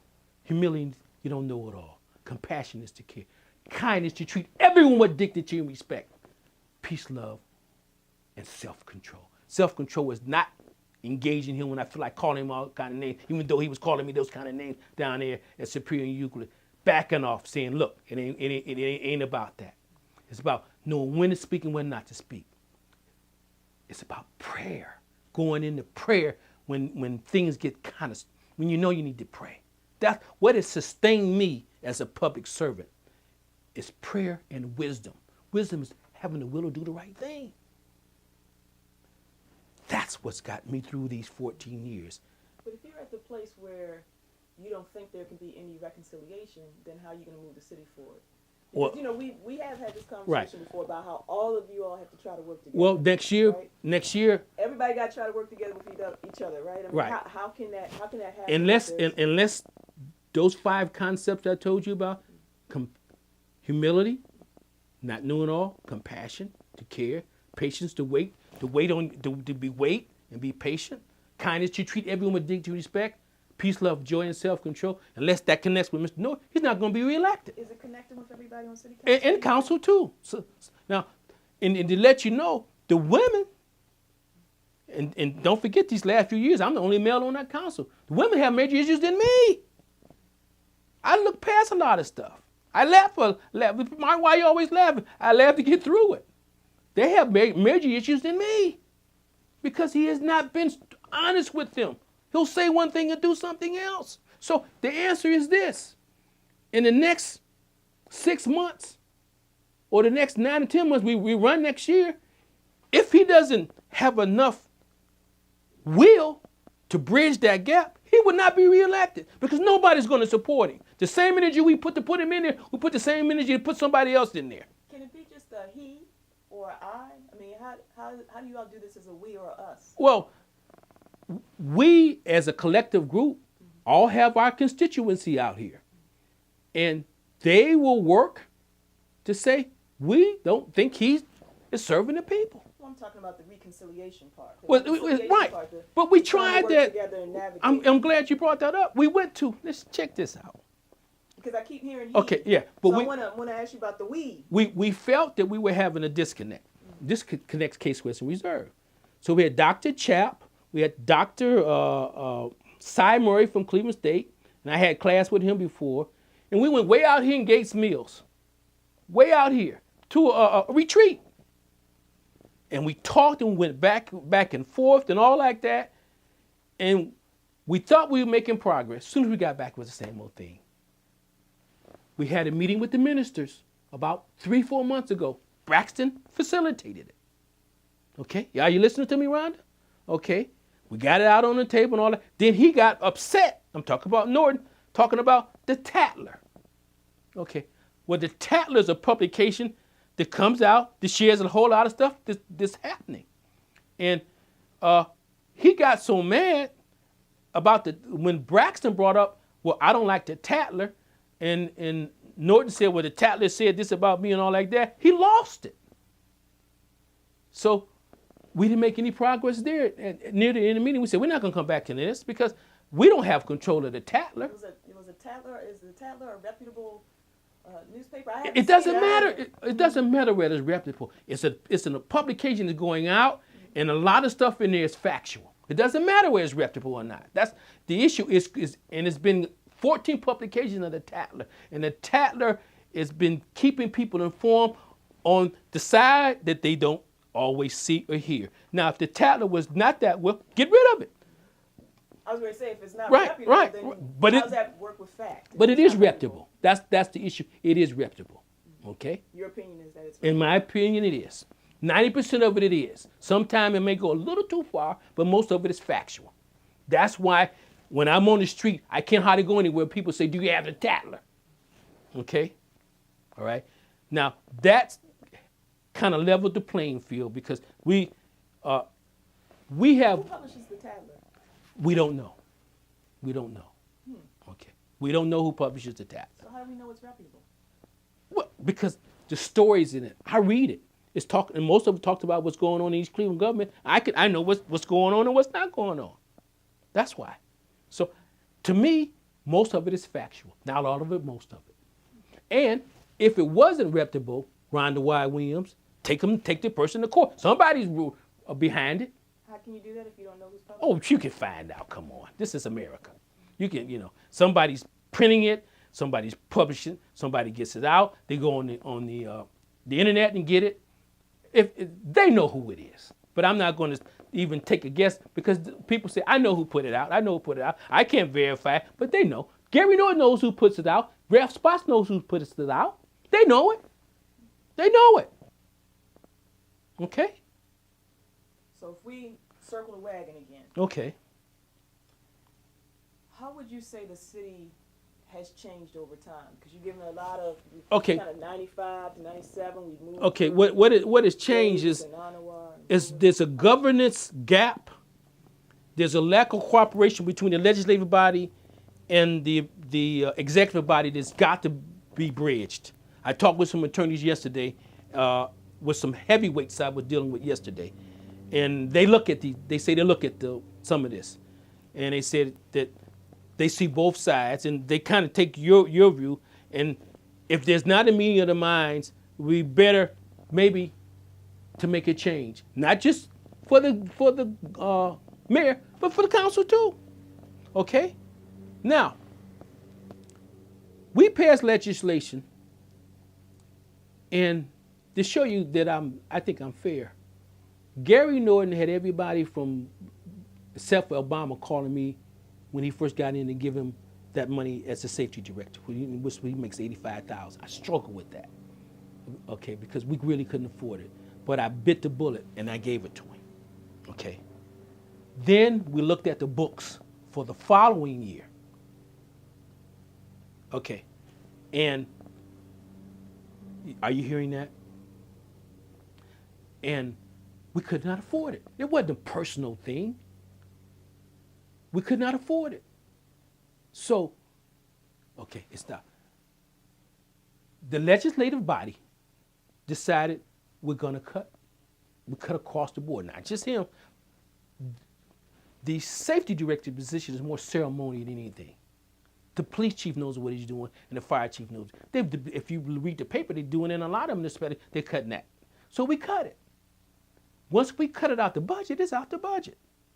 So we get a ruling from the law director saying that he can continue to get the salary until it goes to court. No. We don't agree with that. So did you know, he has never stopped getting this $85,000. He's been getting it, even though he went on TV and said that we cut it, he's never stopped getting it. So one thing you see is a transformation of the governance, the politics, and the division between the legislative and the executive branch in East Cleveland. Right. What about in terms of population, in terms of the infrastructure of the city? What other changes have you seen over time? Well, we've seen a decline in the population. Last census, we're down to 17,000, and it may be losing at. Then that's because the people not getting the services. We have a great police department. We have a great fire department, but the numbers are diminishing. We have some of the best housing stock in America, not in the state, but in America. A lot of those houses need to be renovated and fixed. Some of them need to be torn down. The infusion of money we've been getting over the last few years is money to tear stuff down. What is that saying? When you tear it down and you take ownership of it, then you build, you own that. Okay? You own that. We just got, he called me and told me he was going to be on TV with the county prosecutor because the county prosecutor gave him another $2 million to tear something down. University Circle Incorporated is landlocked, Rhonda Williams. The land is in East Cleveland. You have how many abandoned and vacant houses in the Oh, thousands. Thousands. Some of them need to come down? Yes. Some of them need to be come down, some of them don't. Could that money be useful for that purpose? Or They could tear them down, but what about the money to build? Where's the money coming to build? So we tear down another 200-300 houses. Where's the money to build? Where's the money to rehab? You feel me? It's a balance. It's be a balance. Between the prosecutor giving us some millions and the Kyle County Land Bank giving us millions, we're running number one and tearing stuff down, but not enough to build. That's all I'm saying. There's no balance. So what do you think contributed to all these different changes over time? What do you think contributed to population loss? What do you think contributed to reducing in resources or services? What are some of the things you think contributed to the transformation of East Cleveland? I think there's a hopelessness about the governance. I think the fact that people don't think they're getting the services they're entitled to.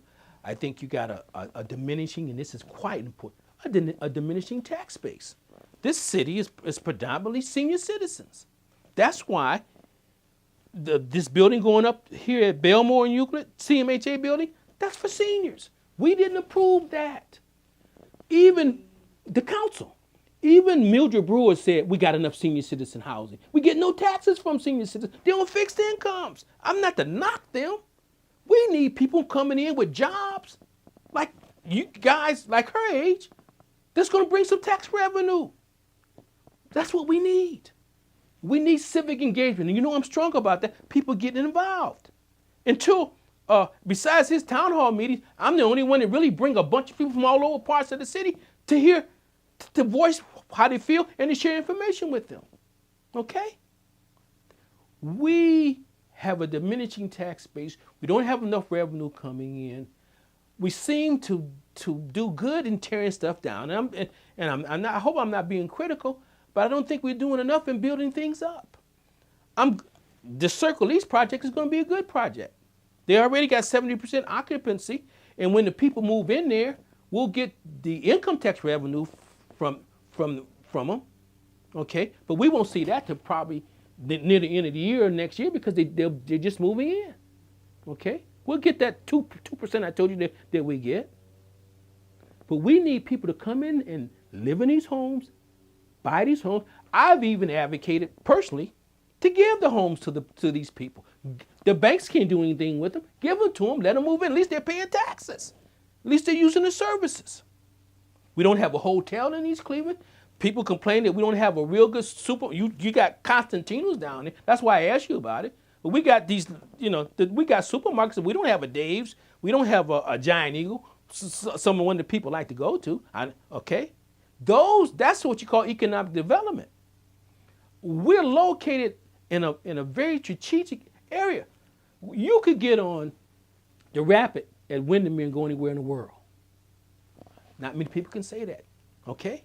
So we're in a good location. I can go up Cleveland Heights. I can go up there and all like that. We're in a good location. But the governance has been an issue. The tax rates have been an issue. The red light camera situation, we're not getting the revenue. We have problems bigger than Martin and the council, bigger than Norton. We have problems here. But the other municipalities have problems too. It's not just us. But can we come together and work it out? And we've tried. Sweetheart, we've tried.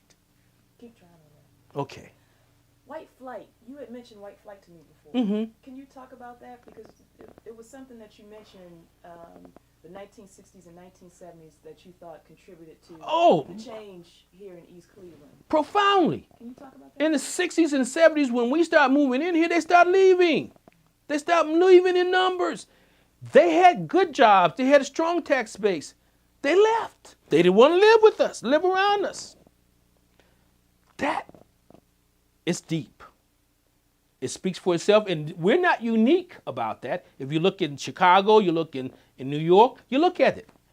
In communities like us, it happens all the time. Describe what that looked like here in East Cleveland. Well, white flight is two words, it's a term. Okay, but let me break it down for you. East Cleveland used to be a feared community in terms of people driving through because if they went too fast or if the light was out, the police would stop them. Okay, people like that. All right. They were good services. We had a great school system. I remember Focus Scope here. Everybody was trying to get there. We had a good school system. Okay. Well, with the tax base diminishing, and we didn't even talk about even the school system was in fiscal emergency for 4 or 5 years too. White folks began to leave. Okay. For whatever reason, they began to leave. We have an aggregate of them now. Well, they've always been there on what we call up on the hill, right up the street here, right off Lee Road, Brewster, Henley, Clivenden, okay, in those Rockefeller homes. Okay. But they left. For whatever reason, they left. And with them, they took their tax base. They've always had pretty decent, good paying jobs. We're getting there, but we years behind. For whatever reason they left. What do you think the reasons are? Bus? I think. Your mom and your aunt moved here in the 60s and 70s, then you moved here in the 90s. What do you? Well, we moved here because we felt safe. We thought it was the opportunity. It was a nice place to live. You could get out and walk like you walk around Case Western Reserve. You can't do that now. People fear. They fear there's a crime element. They feel that they're not that protected, even though we have a lot of police officers. So you think that's why white people fled? No, I think they fled. They didn't want to live around us. That's why they fled. Too many of us. Okay? Did your mom talk about that at all? She saw it happening? She saw it happening. Did she talk because when she moved here, she had white people. They were all up and down. Matter of fact, a good white friend of mine stays across the street there. She's still here. She didn't leave. When did your mom move to this house? It must have been in the 60s, 70s. I don't remember. Okay. So she was only on. But see, when she moved here, and I never moved in with her, because I was at her house, But she moved in, you said she moved in another place. But she moved in another place. No, she moved here first. Oh, she moved here first. First, right. Then she went to another place. Then she came back because this was her house, And she was going to get this other house with my aunt. Then she decided not to because we looked at it and we said, no, I don't think you ought to do that because it needs too much work. Then she came back, and But she always kept this house. She always owned this house. Yes. So who was living in the house when she was in the other house? My brother. Okay. It's all in the family. My brother. And the other house was big too. Okay. My mother has always liked to decorate, and you know how women like to do that kind of thing.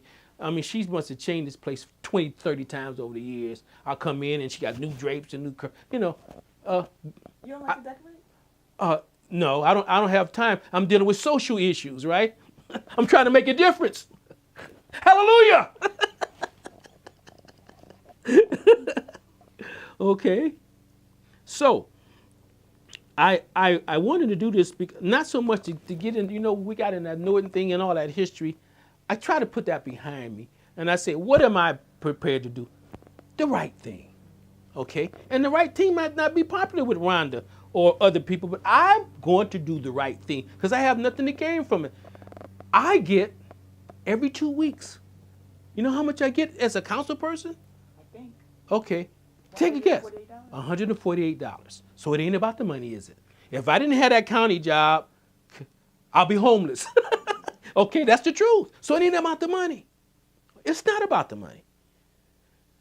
I think that we can turn this thing around if we work together. If Norton came to me sincerely and said, look, let's put the past behind, we're going to work together, I'll give it a shot. That's in my nature.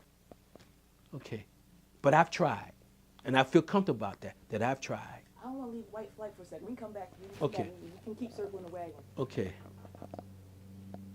Because you talked about white flight, and you said you still have a neighbor across the street. Yes. But what's the neighborhood like now? Is it mostly African American? It's mostly, yeah, right. Almost everyone on this street owns their home. The lady who used to own this home here, she moved. She couldn't maintain the home. Okay. John Blue stays in the corner. He worked for the post office for 30, 40 years. He keeps his house. The lady I told you, I can't think of her name right now. She has a beautiful home. Okay, well kept. Okay. What does she do? She's retired now. What did she do before? I don't remember. But she comes. She comes to. And she's very involved. We got a ex military guy right here in this brand new house. And if you're walking down the street, most of the houses are pretty well kept. Okay. So we have always tried to maintain. People, and you know what a hope is?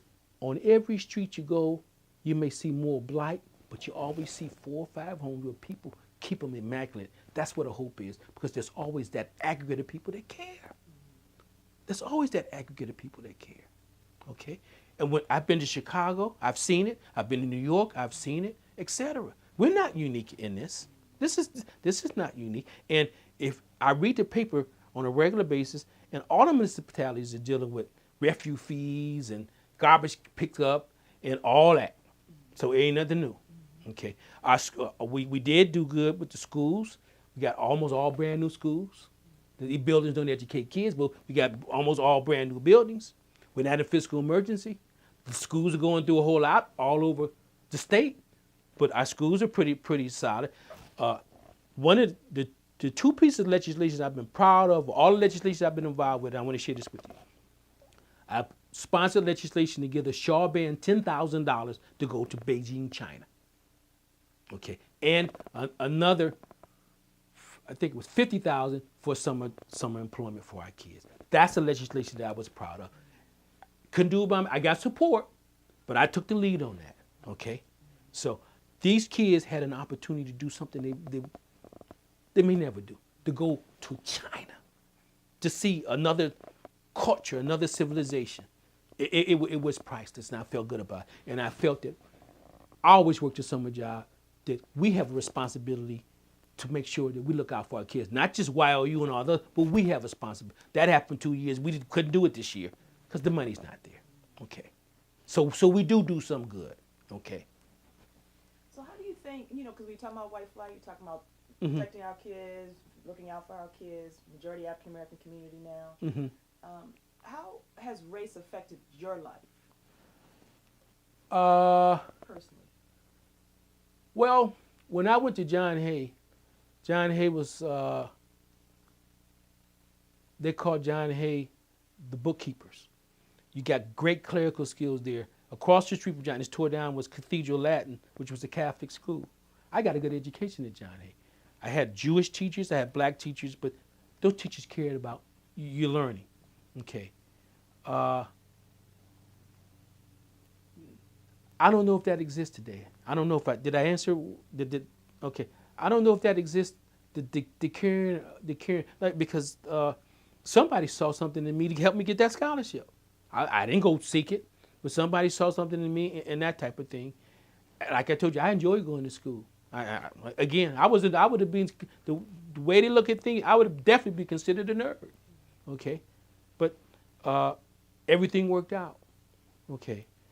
How has racism affected you? Well, there was a few kids there. I was fearful my first year in college. Talk about that. I'm in classes with 300 white kids, and I'm only a couple of us, and then I just had the courage to speak up, but I did my homework.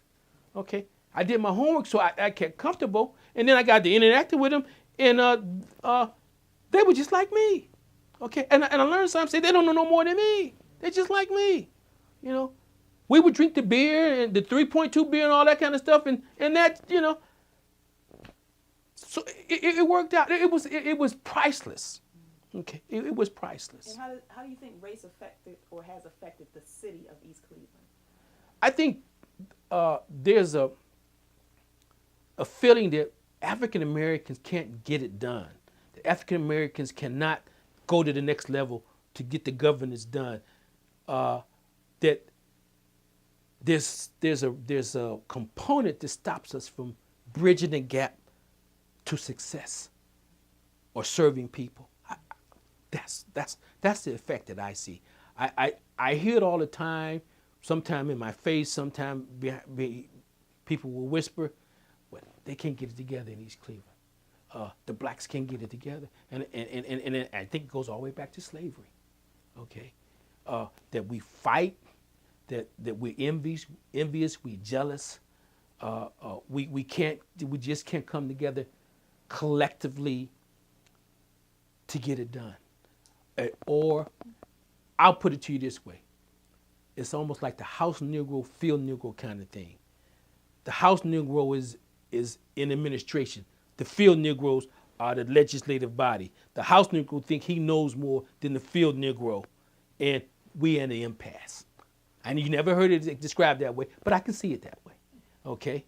So in terms of getting together, you evoke slavery as a metaphor, right? Yes. Maybe goes back to slavery. Yes. So what about the movement for emancipation, and what about the movement against segregation, and what about the collective movements for civil rights and black power, where black people did get it together? They were in a situation. How do you apply that to because they needed each other. And if you go back in the 50s and 60s and 70s, when we had community, we needed each other. We had no outlet. But now that we got the freedoms and all like that, we don't think we need each other. If I can move out to Solon and I can move out to Gates Mills or Shaker, I'm the hell with it. And you see a lot of that happening. Moving out of the central city or the inner city out there. Okay. Do you think it has to do with economics of wealth within the black community, or what do you? Both. Mm-hmm. It's both. I also think the dynamics of the dark-skinned blacks versus the light-skinned blacks thinking they're better. I think that's a component you can't get around either. This is my opinion. Mm-hmm. Okay. I think that lighter-skinned African Americans intrinsically think that they're sometimes better than the darker skin. I do. Again, pick up the metaphor. The administration and the council. Okay? All right? I don't want to hurt nobody's feelings. You know where I'm going with that. Okay? I believe that. I believe that this person thinks that he's got all the brains and all the answers because these dark Negroes or field Negroes don't know. Put it that way. There are brown-skinned, dark-skinned people in his administration. No, yeah. But he's the one running it. He's the one running it. I've even heard some things that made me think that way. And you say in 2012, does that go? Yes, it still exists. The remnants of slavery and that slave mentality and the house Negro thinking he's better than the field Negroes. The council is the field Negroes and the administration is the house Negroes. Yes!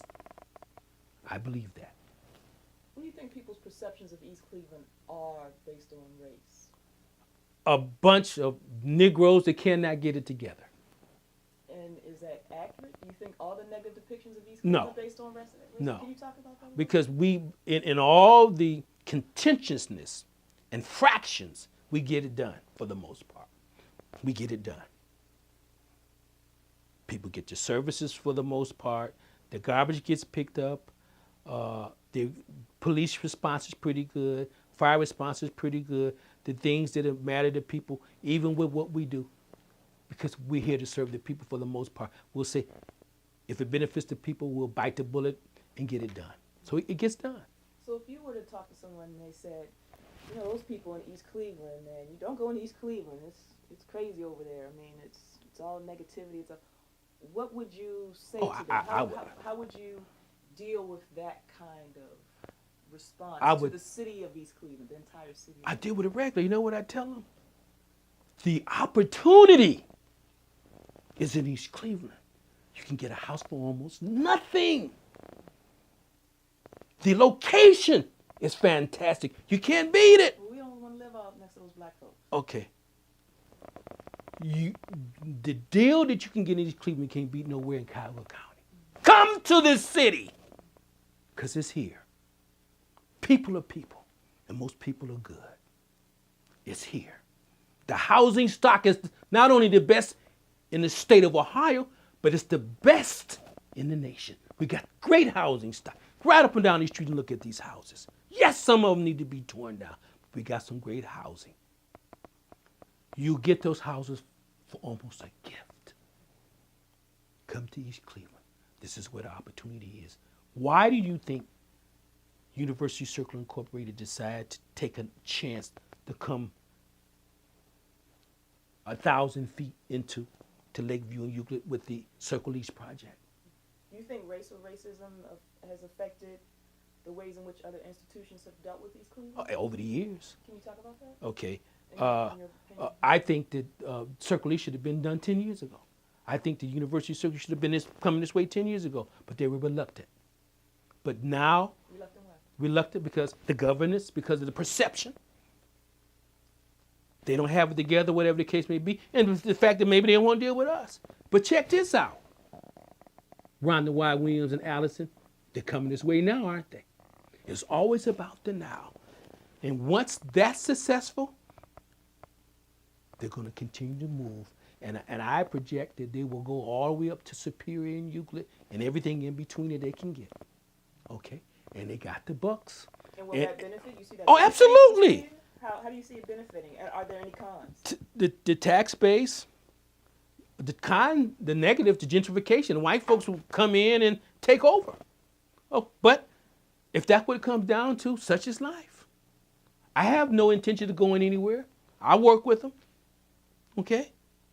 I work with them. That's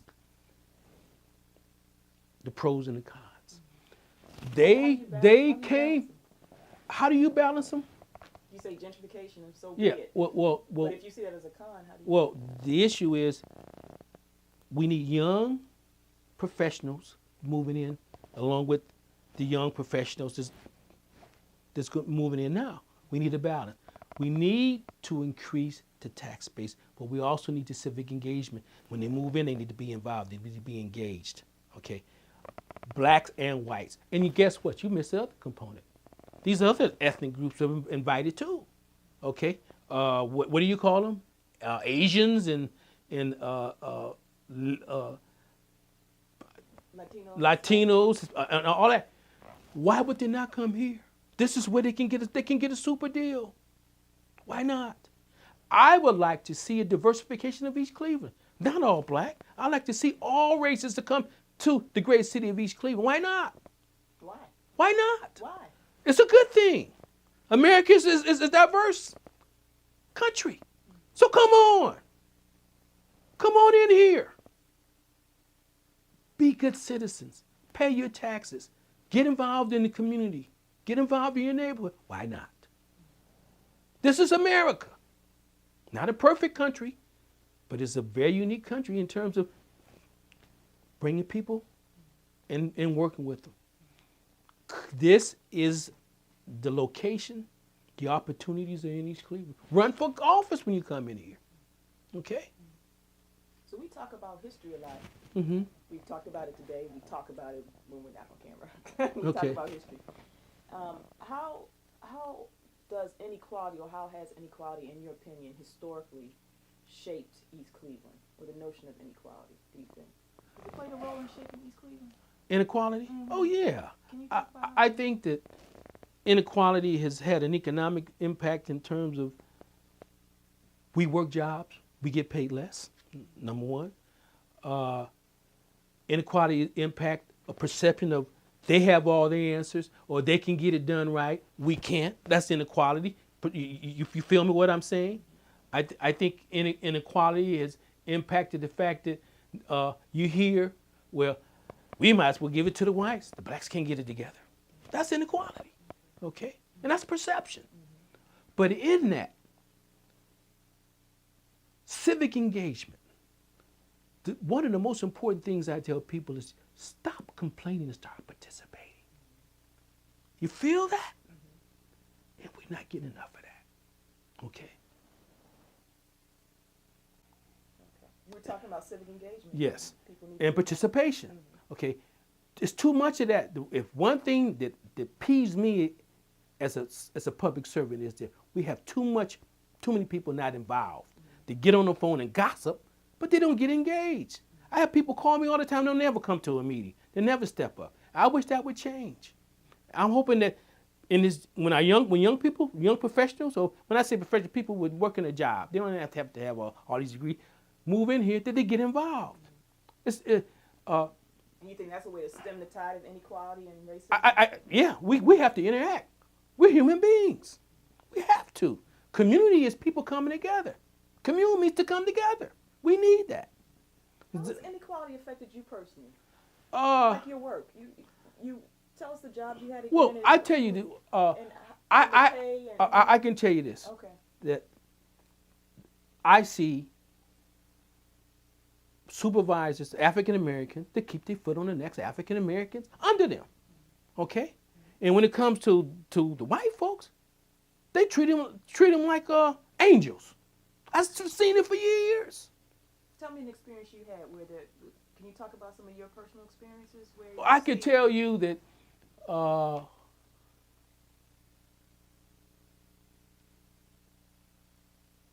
supervisors that I've been involved with over the years, except Cleveland Works, Dave Rolfe was pretty good, but most of his top people were Caucasian people. But what I see around me in my day job is house Negroes keeping a check on field Negroes and basically acquiescing to the people in power. And that's from, like, give me some dates on that, some parameters. Well, I can't. It happens all the time. I've been there doing this now for 6-7 years, okay. and I feel it more than anything now. I see it, in co-works we talk about it. Okay, when it comes to them, they treat them like angels. But when it comes to us, it's almost like they put their foot on us. It's sad. It's sad. So before 6 or 7 years ago, before you started working for the county prosecutor's office, what did you do? I worked at Cleveland Works. Okay. As a corporate rep, getting people jobs. How long had you been at Cleveland Works? Oh, I think 5-6 years I was at Cleveland Works. Okay, fantastic. David Roth, he had a vision. He's the same one that started the free clinic right down the street here. Okay, and he gave me the freedoms. He's the one that said, I was at Cleveland State, and I was involved with the Marauder Montessori School, and they wanted someone to come and speak from the parent point of view. So I went to Mather Mansion down there, and I spoke. And David Roth approached me and said, "You were dynamic. We'd love to have someone like you at Cleveland Works." I didn't give me. He called me a couple of days and said, "We'll hire you." I came in, sat around a table with 10, 50 people. They interviewed me, and they hired me. Okay, he believed in me, and he had me speak to every group that came in there, classes, to motivate them in terms to believe in themselves. And before that, where did you work? I worked at Huff House for a long time, but I did in between jobs, and I've been in between jobs. I did a lot of voter registration stuff, American Coming Together, and all like that. I give you my resume. I should have brought that, but I did that to sustain myself. Okay. When you were in between jobs, how did you survive? Doing the picking up stuff like that. Everybody, it's always voter registration stuff comes up all the time. I work with America Come Together, Peter Soros and them rich guys. They came with some money to help carry. You remember that? Okay, well, I got involved with that. We had vans, we had Palm Pilots where you could go up on and get people's addresses. We did all of Kiowa County. I'm surprised Kerry didn't win. But I did that because I was on jobs, I got laid off jobs, but I always had to do something to get by, and something came up like that. Okay. And then at Huff House, how much, if you don't mind me asking, of course you can say no. Okay, okay. At Huff House, how much were you paid an hour? I mean, how did you? Huff House, I was making,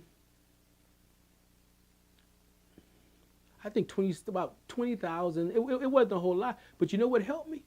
I had free rent, free gas, free lights, free telephone. When the Huff House closed at 9 o'clock, it was mine. Okay, and on weekends it was closed. Now you were still working at Huff House when you married. Right. So right. What happened then? I had to move. You know, I moved. Right. Okay. So, okay. No, but you but were still making the same amount, or? yeah, but I was doing that. I was making the same amount, and I was doing other things. I was always a hustler. Okay, you learned to do what you had to do, and don't forget, I didn't stay at Cleveland State. If I would have stayed at Finn Tower at the time, there was a place, it used to be Holiday Inn, but Cleveland State had bought it, and it was used to be called Vikings Den. I could have stayed in any of those places, but I didn't. With me staying at Huff House saved me a whole lot of money. Okay, I had a decent car at the time. I fed myself. I had a little kitchen on like that. It worked. I got to thank, I got to thank Miss Simmons and them for giving me that opportunity. So, and then where I was, I could get there on a car for 10 minutes or catch the bus and get there in 15, 20 minutes. Walk right up the street, get on the Euclid bus and go right down. They didn't have the health line then, but it was convenient. It was convenient. And your wife, you told me, was a receptionist? Yeah, she was my secretary Right. for the youth things. Okay.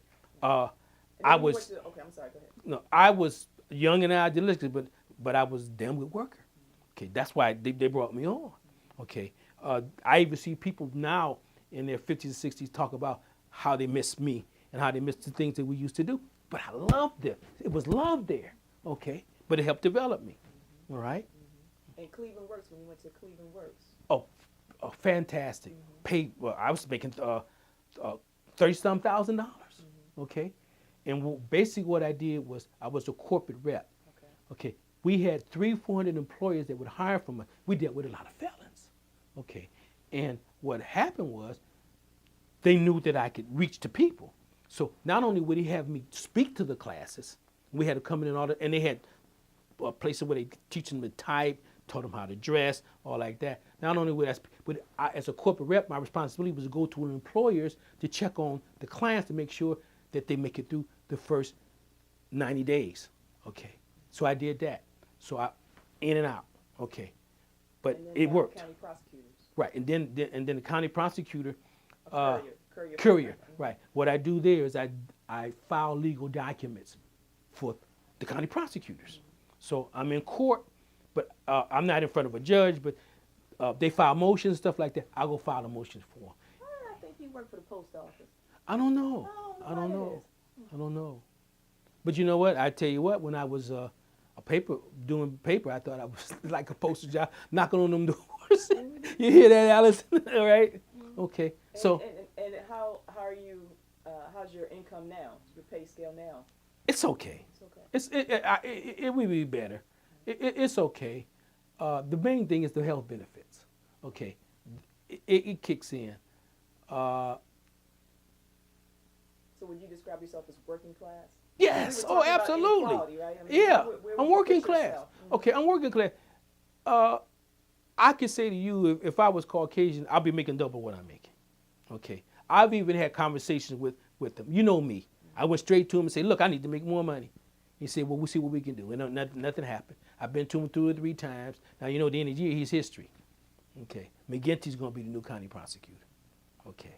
All right. So it's life. But what did I learn as a child? What did I learn growing up? I learned to be frugal. What did I learn when I was staying on the 3rd floor for 3 or 4 years without any heat? I learned to get by and to survive. Okay. So I don't have to look back with somebody chasing me saying, well, he owes 15 to 20,000 in child support. I paid it. I bit the bullet on it. Okay. So it taught me. So I know how to live within my means.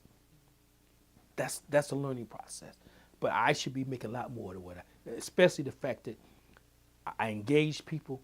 When I come in, they say hi to Nathaniel, because they know me. Okay. It's always about reaching out and communicating with people. So it's the little things that I do that make all the difference. What have you learned in relationships? It's not the car or the big house. It's the little things that make the difference. The flower, the kiss, the hug. Would you like that, Rhonda? Okay.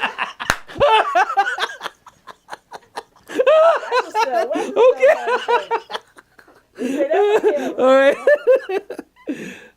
So thinking of your experience, like we just talked about here, and translating that to East Cleveland, other people might be in your position, working class, or not working class, maybe impoverished or in poverty. How do you think that has affected the city? I think we sometimes we have a poverty consciousness. We can't do this. We won't do that. We complain all the time. You made me think about Mansell. I walked with him 3, 4 times when he was running. Because you know why? And hear this. Because we don't help our young people enough. We always have something to say, but we don't help them. I said, if he wants to step up, he's young, he's bright, he's got potential. I have a responsibility to help the young man. I even went on Mildred Brewer Street and knocked on every door, okay? Because I think that he had something to bring as a young man. That's what we have to do. And I would say to you, in the next 2 or 3 years, if I'm still doing this, I'm going to start grooming someone to step in my shoes, something that we never do. We want to hold on to. I looked at the New York Times today. They had Charlie Rangel on there. He's been a congressman for, 40 years. He still don't want to give it up. Okay. When do we develop the Allisons? When do we bring them in and teach them what they need to know? You feel me? That's what we have to do. That's what we have to do. You got to know when to hold up and when to fold up. So I'm at a point now, after almost 14 years of this, it's time for me to develop the man sales, or a young woman or a young man who has potential to step in. And hopefully over the years, they'll get paid a decent wage for the time and energy that goes in it. Do you realize that I get calls all night? You know, I have to monitor. People call me and all like that because I respond. And if you call me, I say, I'd rather come see who I'm talking to. So I'll come and go and see them. But they call because the word is out there that I'll try to do something. Okay? So, but we got to bring our young people. I wanted to say this. I said, what my vision right now is getting young people to move in East Cleveland, getting young people civically engaged, involved, and participating in their community. That's what I want to do. Talking about getting civically engaged and Okay. involved, can you recollect a memory or an instance when the community fought for something to better East Cleveland, or just engage in a campaign, a civic campaign, or an action for East Cleveland on behalf of East Cleveland? I would say the schools. Talk about that a little bit. We put a levy on They had $10 million to renovate all the schools. And I was a part of that. Well, the state kicked in $90 million. That's why Shaw is brand new, Chambers have been renovated, Mayfair is brand new, Heritage is brand new. You can go all the way. That was community effort. Everybody was on board with that because we knew that the building, something needs to be tore down, something needs to be renovated. My only contention was, again, like I told you, Kirk Middle School was a beautiful school. It was like something in Washington. I mean, it was just well built, old structure. We had swimming pools up there, 2 cafeterias. It was old and rotty. My feeling was that we should have renovated. We shouldn't have tore it down. But the school board, and was money involved, and you know how that thing go. They end up tearing the whole thing down. It's okay, but it's not a Kirk. That's not what Kirk was. So how did the people mobilize and fight for that issue?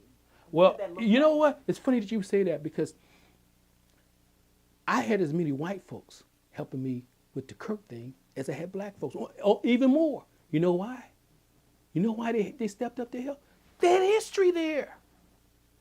They had history. I had professors from some of the elite schools writing me and giving me advice, and I had people coming from the suburbs that didn't live in these helping me with that. I had a guy, and I'll mention his name to you. His name was Dutch Harley. He kicked in $10,000 with our league. We took this thing all the way to court. We held this thing up for 5 years. 5 years. They cared about it. They attended Kirk. They attended the school. They loved the school system. And they didn't want that tore down. They didn't want it tore down. How did the schools integrate here? Integrating in what way? You said it used to be all white here, or mostly white, then African Americans moved in. Was it just natural kind of integration, or were there struggles? Were there battles? Was there conflict? Was there tension? Do you know? Well, when I hear from talking to people, they used to kick it with, make fun and do that to the black kids because the black kids were in a minority. And then over the years, it changed. Yeah. That's what happened. I know a guy named Mike Williams. He used to be on the council, and he was telling me what it was like. Okay. But what did he say? That the white kids used to mess with the black kids. Okay. And most of the teachers were white at the time and all like that. But in teaching, as you know, if you care about kids, it don't matter what color it is. But they got through it. Now, then you had to change over in the 60s and 70s, you had to change. When we start coming in numbers, they start leaving. They start moving out of the city, etc. Now the school is, and it's an open school too. You don't have to live in East Cleveland to go to East Cleveland school. It's open, but still 98%, I think, are black. The times I've been up there to speak to the classes, no white kids in the class. The classes I've spoken to 3 or 4 classes, and no white kids are there. So that's unfortunate. Any other campaigns that you can think of that community has fought for as an example of civic engagement? Was there? I know Huron. That's kind of when I came in the community. Well, there was something I did with Noah. Oh, the post office. That happened about 3 or 4 years ago. They stepped up, and I asked them, and I stepped up, and we took a stand that we didn't want the post office closed. We held that up for a little while, and eventually they made a ruling and all like that. That was a community effort. Everybody got involved. Can you talk about that a little bit more? What does that look like, and what's NOAA? NOAA is Northeast Ohio Alliance for Hope, a community organization that gets people involved, and they do good work. And I went to the head guy and said, "Look, we need your help." Who's that? Travail Harp. I said, "We need your help." But see, I remember NOAA before Travail Harp. You see, I have history. There was a white guy that first was involved with it. He's out of Chicago. I can't think of his name right now. But see, I used to go up to Chicago for these trainings all the time. Okay, so I know a lot of stuff. I've done a lot of stuff. And they would train you on civic involvement, community organizing, all like that. There was a guy named Shell Trapp. Okay, he's the one that trained the white guy who eventually ended up training Travail. Okay, Travail knows his name. Okay, and we did collaborate Even though we don't agree on a lot of things now, we did collaborate on the post office. We had a protest downtown on Orange. Or we had a big meeting at the Civic Center. Everybody was, even the mayor and all. Those were times we were working together. Who was the mayor at that time? Gary Norton. Okay, all right, okay. So it worked out. I had the postal people helping us. Let's say helping us. That was another time where we came together. Okay. Did you win? No. They kept it. They kept the post office, but the trucks and all the vehicles and all like that are up in Cleveland Heights now. Why do you think you didn't win with all that community mobilization? I think we didn't win because the post office is having problems all over the country, and they had to. It was inevitable that eventually they was going to close it, just like they're closing a lot of them now. That it just was not to be. But it wasn't for lack of effort, community effort in terms of protesting. We had them all shook up down there. Believe me. Okay, we got media coverage and all like that. We worked together on that one. Okay. Any other campaign you can think of? In East Cleveland? Mm-hmm. That Kirk, we had the Kirk was the one to stand out. That's what I can think of right now. Let me see. Yeah, those are the two I can think of right now. So Okay. what is your vision for a future East Cleveland? I see in East Cleveland with young people with jobs, if you want to call them young professionals, moving in, having families, getting engaged, interacting in the community, and turning this city around like it should be.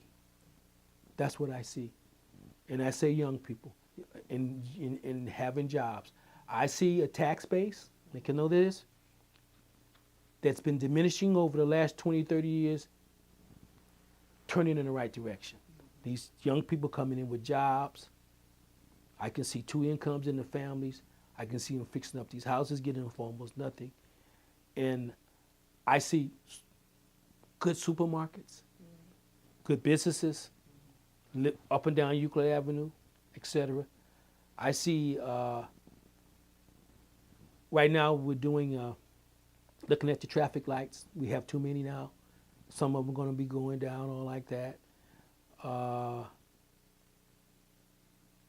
I see a renaissance. And that renaissance is going to start with people coming into East Cleveland and doing their part. All the pieces coming together for the good. I see community. And that's if there's one thing missing right now, I think it's a lack of community. Okay? What about the people who are here already? What's your vision for them? Well, I think that a lot of They fit. they will share the history. They will help. I think a lot of the people are getting older, and I think while this transitions, a lot of them will be dying. But hopefully they pass that on to their kids that would take on these houses and they share it. They have something to offer. The generational things working together, the older generation working with the younger generation. I see that too for those that's still around.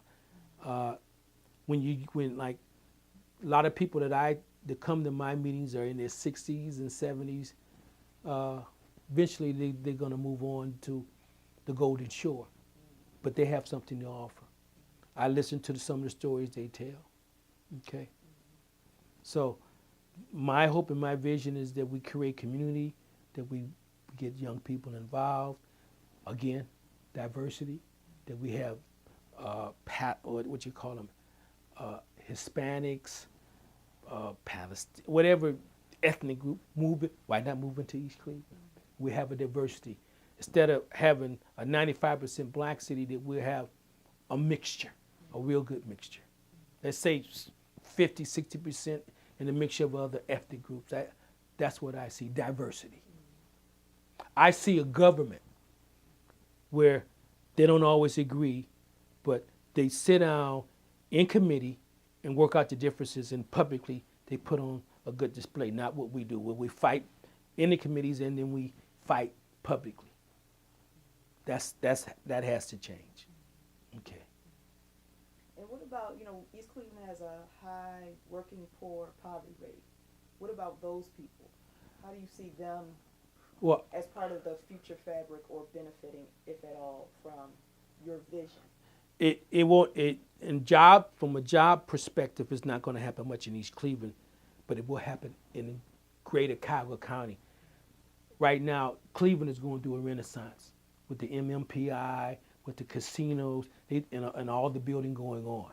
Okay, I see people in Cuyahoga County soling out there with jobs. I see people getting jobs like that, making a decent salary, a good salary just to sustain a family, and moving in East Cleveland and living in East Cleveland. I don't see the need, from my perspective, to live in Solon, to live in Shaker. It's here. Okay. So what is your desire or hope for poor people in your city? In the city of East Cleveland, as a public servant and a steward, what's your vision for the poor people and working class people who already live in East Cleveland? The passport out of poverty is education.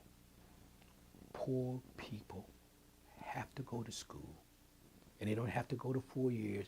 A big push now of 2 years to get to jobs that's going to pay to sustain a family. That's the passport. Education has always been a passport out of poverty. And that poverty consciousness hopefully would change. Well, how do they get the money for that? Grants. A lot of the schools have grants. Obama's them doing good about doing that. Hooking up with corporations who are willing to support them to go to these technical schools and that. One of the reasons why Tri-C and schools like that are doing well is because they connect people or community to jobs. If you read the data, if you read the New York Times, they're talking about these 2-year schools and people being able to come right out and go to work. And then they learn their skills on the job, and if they're good workers, they keep them. I don't necessarily see the need always for 4 years or the master's degree or the PhDs and all that kind of stuff. Mm-hmm. But what good is to go to school, you can't get a job? You feel me? Mm-hmm. Okay, you got to be able to read, you got to be able to write, you have the basics, you got to be able to navigate on the computer and all like that. Education. So that's what I see. And how do you see that being enhanced in East Cleveland? Well, Case Western Reserve right down the street. Okay, if you're an employee, your kids can go to school for free, right? Mm-hmm. They need to reach out to the community and do more. Okay, they ought to have a poverty foundation or a poverty scholarship for people in East Cleveland, for the kids, or even for the older people that want to go back to school. Why not? It's a rich institution with great history, connecting with universities, hospital, with all the money they're making, connected with Cleveland. These are the kind of creative things that can be done. Okay? You feel that? Okay? Just like what you guys do at the Social Institute. Okay? You in one area, then you move 1,000 feet, you in the hood. Whether you're in the Glenville area or whether you're in East Cleveland. They have millions of dollars going on, coming through University Circle, and millions of dollars of construction going on right now. Mocha building, you name it. Okay? Give back to the community. Share with the community. Come up with creative programs. Help the poor people. Black, white, Hispanic, Palestinian, whatever. Case can do their part. Okay? Cleveland State can do their part. John Carroll can do their part. All of them. Rich institutions with rich histories. Now you have spoken with the humble one, Nathaniel Martin. And truly I am. 2 final questions. Okay. Maybe, you know how we go. So you might have, in some ways you kind of covered this, but I want to ask it anyway explicitly. What do you think are the major issues that need addressing in order to better your neighborhood? So say, here we are on Beersford, Mm-hmm. right? To better your community, however you define what that is. Okay. And your city, the city of East Cleveland. So it's 3 levels: your neighborhood, Okay. your community, and your city. The major issues that need addressing. Neighborhood, civic engagement and participation. What was the other one? Community. Community is interconnected with that. To create community. What is missing around America, not only in East Cleveland, but in Glenville and a lot of places, there's no community any longer. Everybody's stuck behind computers and all these technical gadgets that we have, iPods and all that, and we don't talk to each other. I go up down the street and talk to people, and people are surprised. And sometimes I can't get going, can't leave them because they want to talk. It's nothing, there's no substitute for personal contact. Touching someone, give them a hug, seeing what's going on. That's community, okay? Then we can get on the computers and email and do all that, but we got to have community. And you talked about government. There has to be a spirit of cooperation in government to serve people. In other words, council's got to work with the administration. Administration got to work with council. It's that simple, okay? For the good of the people. And recognizing that we're only here for a short period of time. We turn it over to our young people. Then our young people got to be willing to step up and do their part responsibly. Wisdom is doing the right thing for the right reason, for the right result. That's what it is. What's your faith? I'm a Christian. I've been a member of Euclid Avenue Congregational Church, United Church of Christ, for almost 40 years. I got involved through Huff House because they came in the neighborhood to help us. My church burned down 3 years ago, right next to Cleveland Clinic.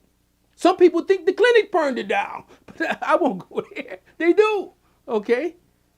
But now we're at 30th in Euclid. We've been there for about a year.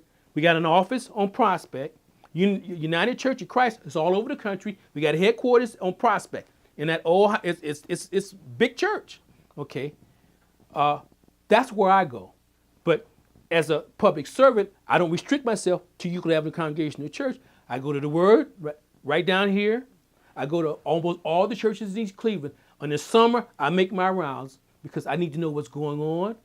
I hear different sermons, different preachers, different choirs, and it educates me. What's the Word? The Word is Reverend Dr. Ed Vernon. He's got about 5 or 6 churches in Ohio.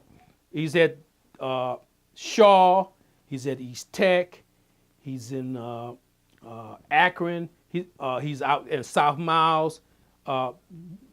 He's got a mega church, I guess you would say. He's quite a he's got quite a operation. And I go to hear what he has to say. And sometimes he's not there. He's on one of them video screens. But he has a good message, and he has a good following. He packs in 500 to 1,000 over at Shaw. Get the Word. The Word grounds you. When I talk about the tools that help me, it comes from the Bible. Humility, to be humble. Compassion, to care. Patience, to wait. Haven't we learned that we'd never get things overnight? We have to be patient. When you got your degrees, you have to be patient. Humility, compassion, patience, kindness. We must treat everyone with dignity and respect, and self-discipline, self-control. We always have to be under control because there's always somebody trying to press that button to get you to go off, okay? That's what I learned. A lot of times I've been around people and I had to control myself because I'm ready to go off. So you learn that. But it takes years sometimes. So faith helps sustain you? Oh, absolutely. And prayer. When I came here, I only wrote down 2 words. Prayer and wisdom. I prayed. That's it. I pray that I be able to articulate how I feel and the wisdom to do it the right way. And when I go into any council meeting, I have prayer before I go. They don't know that. Because I got to have that armor on because I'm getting darts from all over. I got people who are receptive. I got people who want to take me out. It comes with the territory. Prayer, wisdom, humility, compassion, patience, kindness, and self-control or self-discipline. Does your mother still give you advice? Yeah. What would you say is the biggest advice that she's given you that sustained you? You said she's 80 years old, right. I would say she tells me all the time to do the right thing, and be under control. Okay, shut my mouth up sometime. And what kind of advice do you give your son and your daughter? Oh, I tell them, my son he had to be patient. And I tell my daughter that she can do whatever she wants to do if she believes that she can do it. My daughter, Jessica, she was up on my third floor one day. She went to the Montessori school, and I had these magnets with the alphabet on there and colors. And I told her I said, "What is that, Jessica?" And she couldn't tell me the colors. And she couldn't do the alphabet. And she had been to the Montessori school. So you know what I did? I immediately got her into all them special classes and stuff. Now look at her. She's graduated from college. And what bothered me was her mother didn't pick that up because she was with her mother then. Okay. But I jumped right, it was God. I jumped right on it. Got it in them Title I classes. I remember she was getting one-on-one instruction. And now, who would ever have thought that she would have went to Kent State, graduated from Kent State, and now she's a registered nurse at University Hospital. And I tell her at her job to be positive, stay out of the gossip, watch out for them women. You there to do a job. That's what I tell her, okay? Because I tell her they'll always keep her in mess, okay? That's what I tell her. And what do you tell your son? Be a man, be strong, always think for yourself. He got in a fraternity, and I didn't ask him to do it. He called me one day and he shocked me. He said, "I want to get in a fraternity." And I said, "Are you sure that's what you want to do?" I said to him, "This is what I want you to remember." I said, "You got some good people in the fraternity, you got some bad people, but always think for yourself." Okay? He got in, went through the mess, and he enjoys it more than me. Is he a Kappa as well? Yes.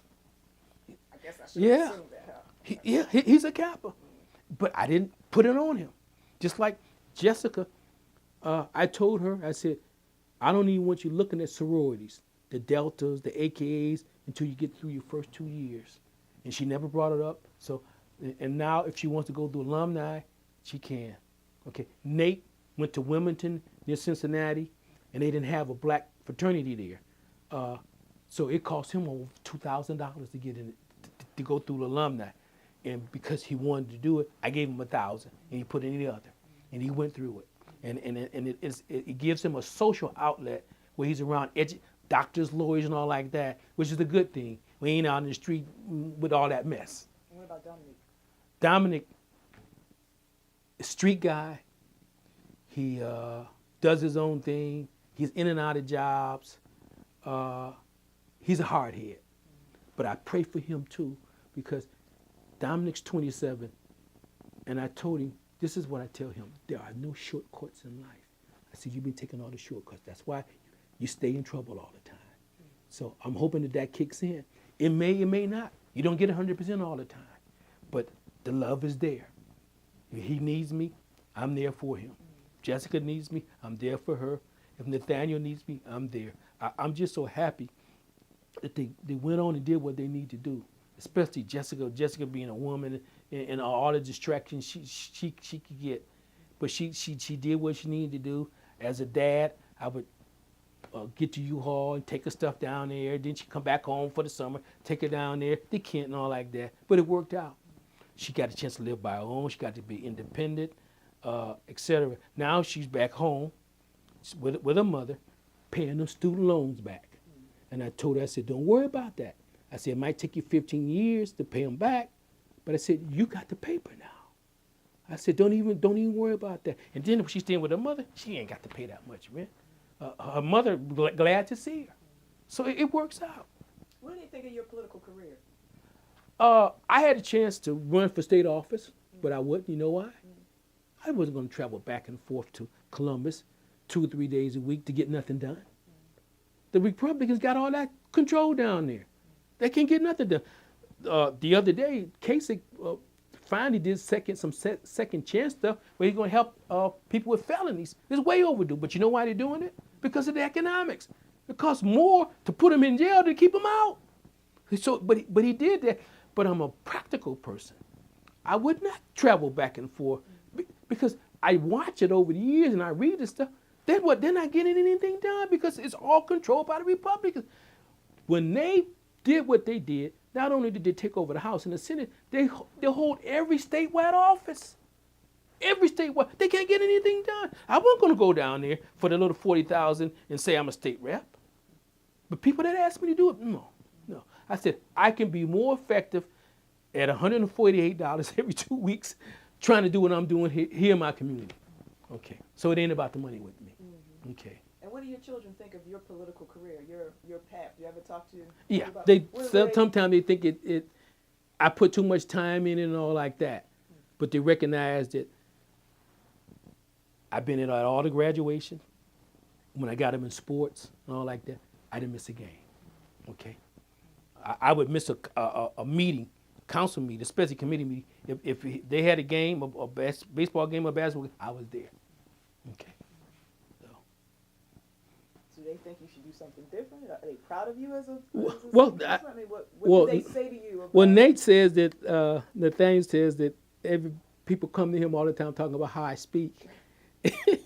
and he says they talk about me, sometimes good, sometimes bad, but most of the time good. The people like the way I speak and that. So I was surprised to hear that from him. And Jessica, she always say, Daddy, what she say? Daddy, you a trip.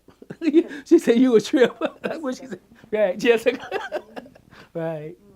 So, matter of fact, I was with Jessica yesterday. Huh? No, go ahead. Yeah, well, I was with her yesterday. She had to do something with her car. And I met her so to make sure that men don't play her and all like that. So and here's another thing that I'm proud about, and they know. I've never said a negative thing about their mother. Okay. What we did, we did. I have nothing to benefit by saying something negative about her. She was a good mother for the most part. Okay. And I was there. When a car broke down, I was there. Every time something happened, she would call me. I would step up. So I did what I had to do. That's why I think I've been blessed. Okay. Vengeance is not mine.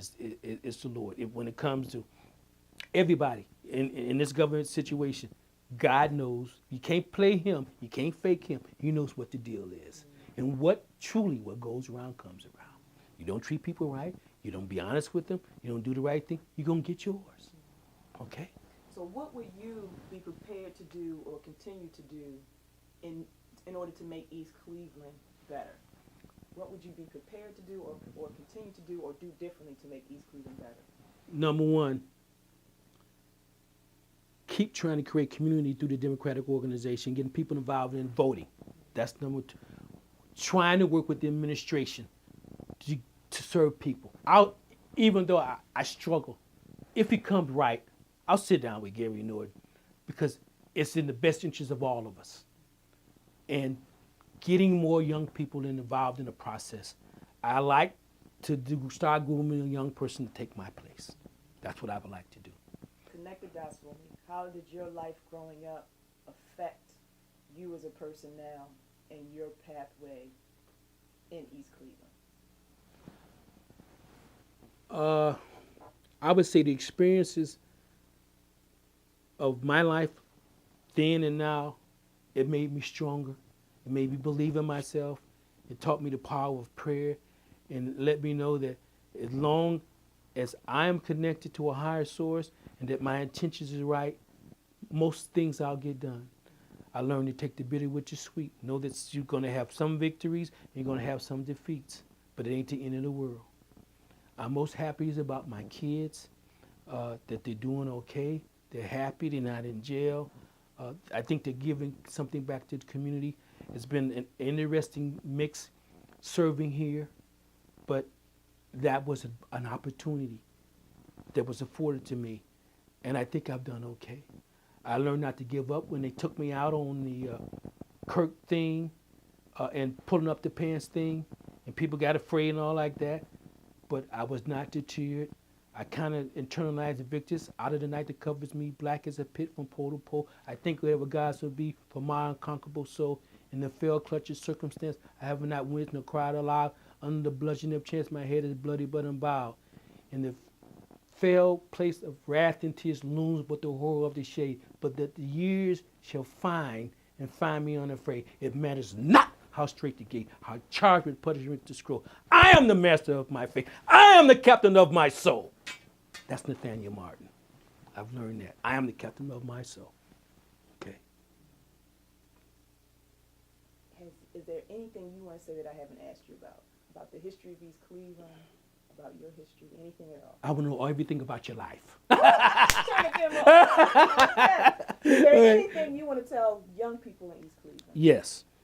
The number one, they have to believe in themselves. Number two, they have to put in the work. There's no free rides. There's no shortcuts. Reach out, and there's always someone out here that will help you.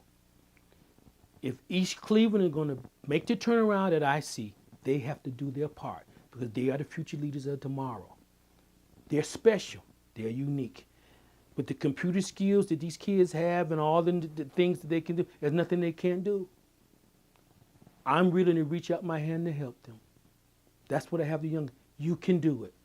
I can, I will, and I shall. It's the attitude that they have to have. Tell them about the P principle, and then we'll cut the tape off. Okay, the P principle, I'll end with that. Prayer, preparation, proper planning prevents poor performance. Patience, persistence, purpose pays. Prayer, preparation, proper planning prevents poor practice, prevents poor performance. Patience, persistence, purpose pays. That's how it works. I've used that principle to guide me most of my life. I call it the P principle. Prayer, preparation, proper planning, practice prevents poor performance. Patience, persistence, purpose pays. We're here for a purpose. We have to do all of that to make it connect. So let it be written, so let it be told. Thank you.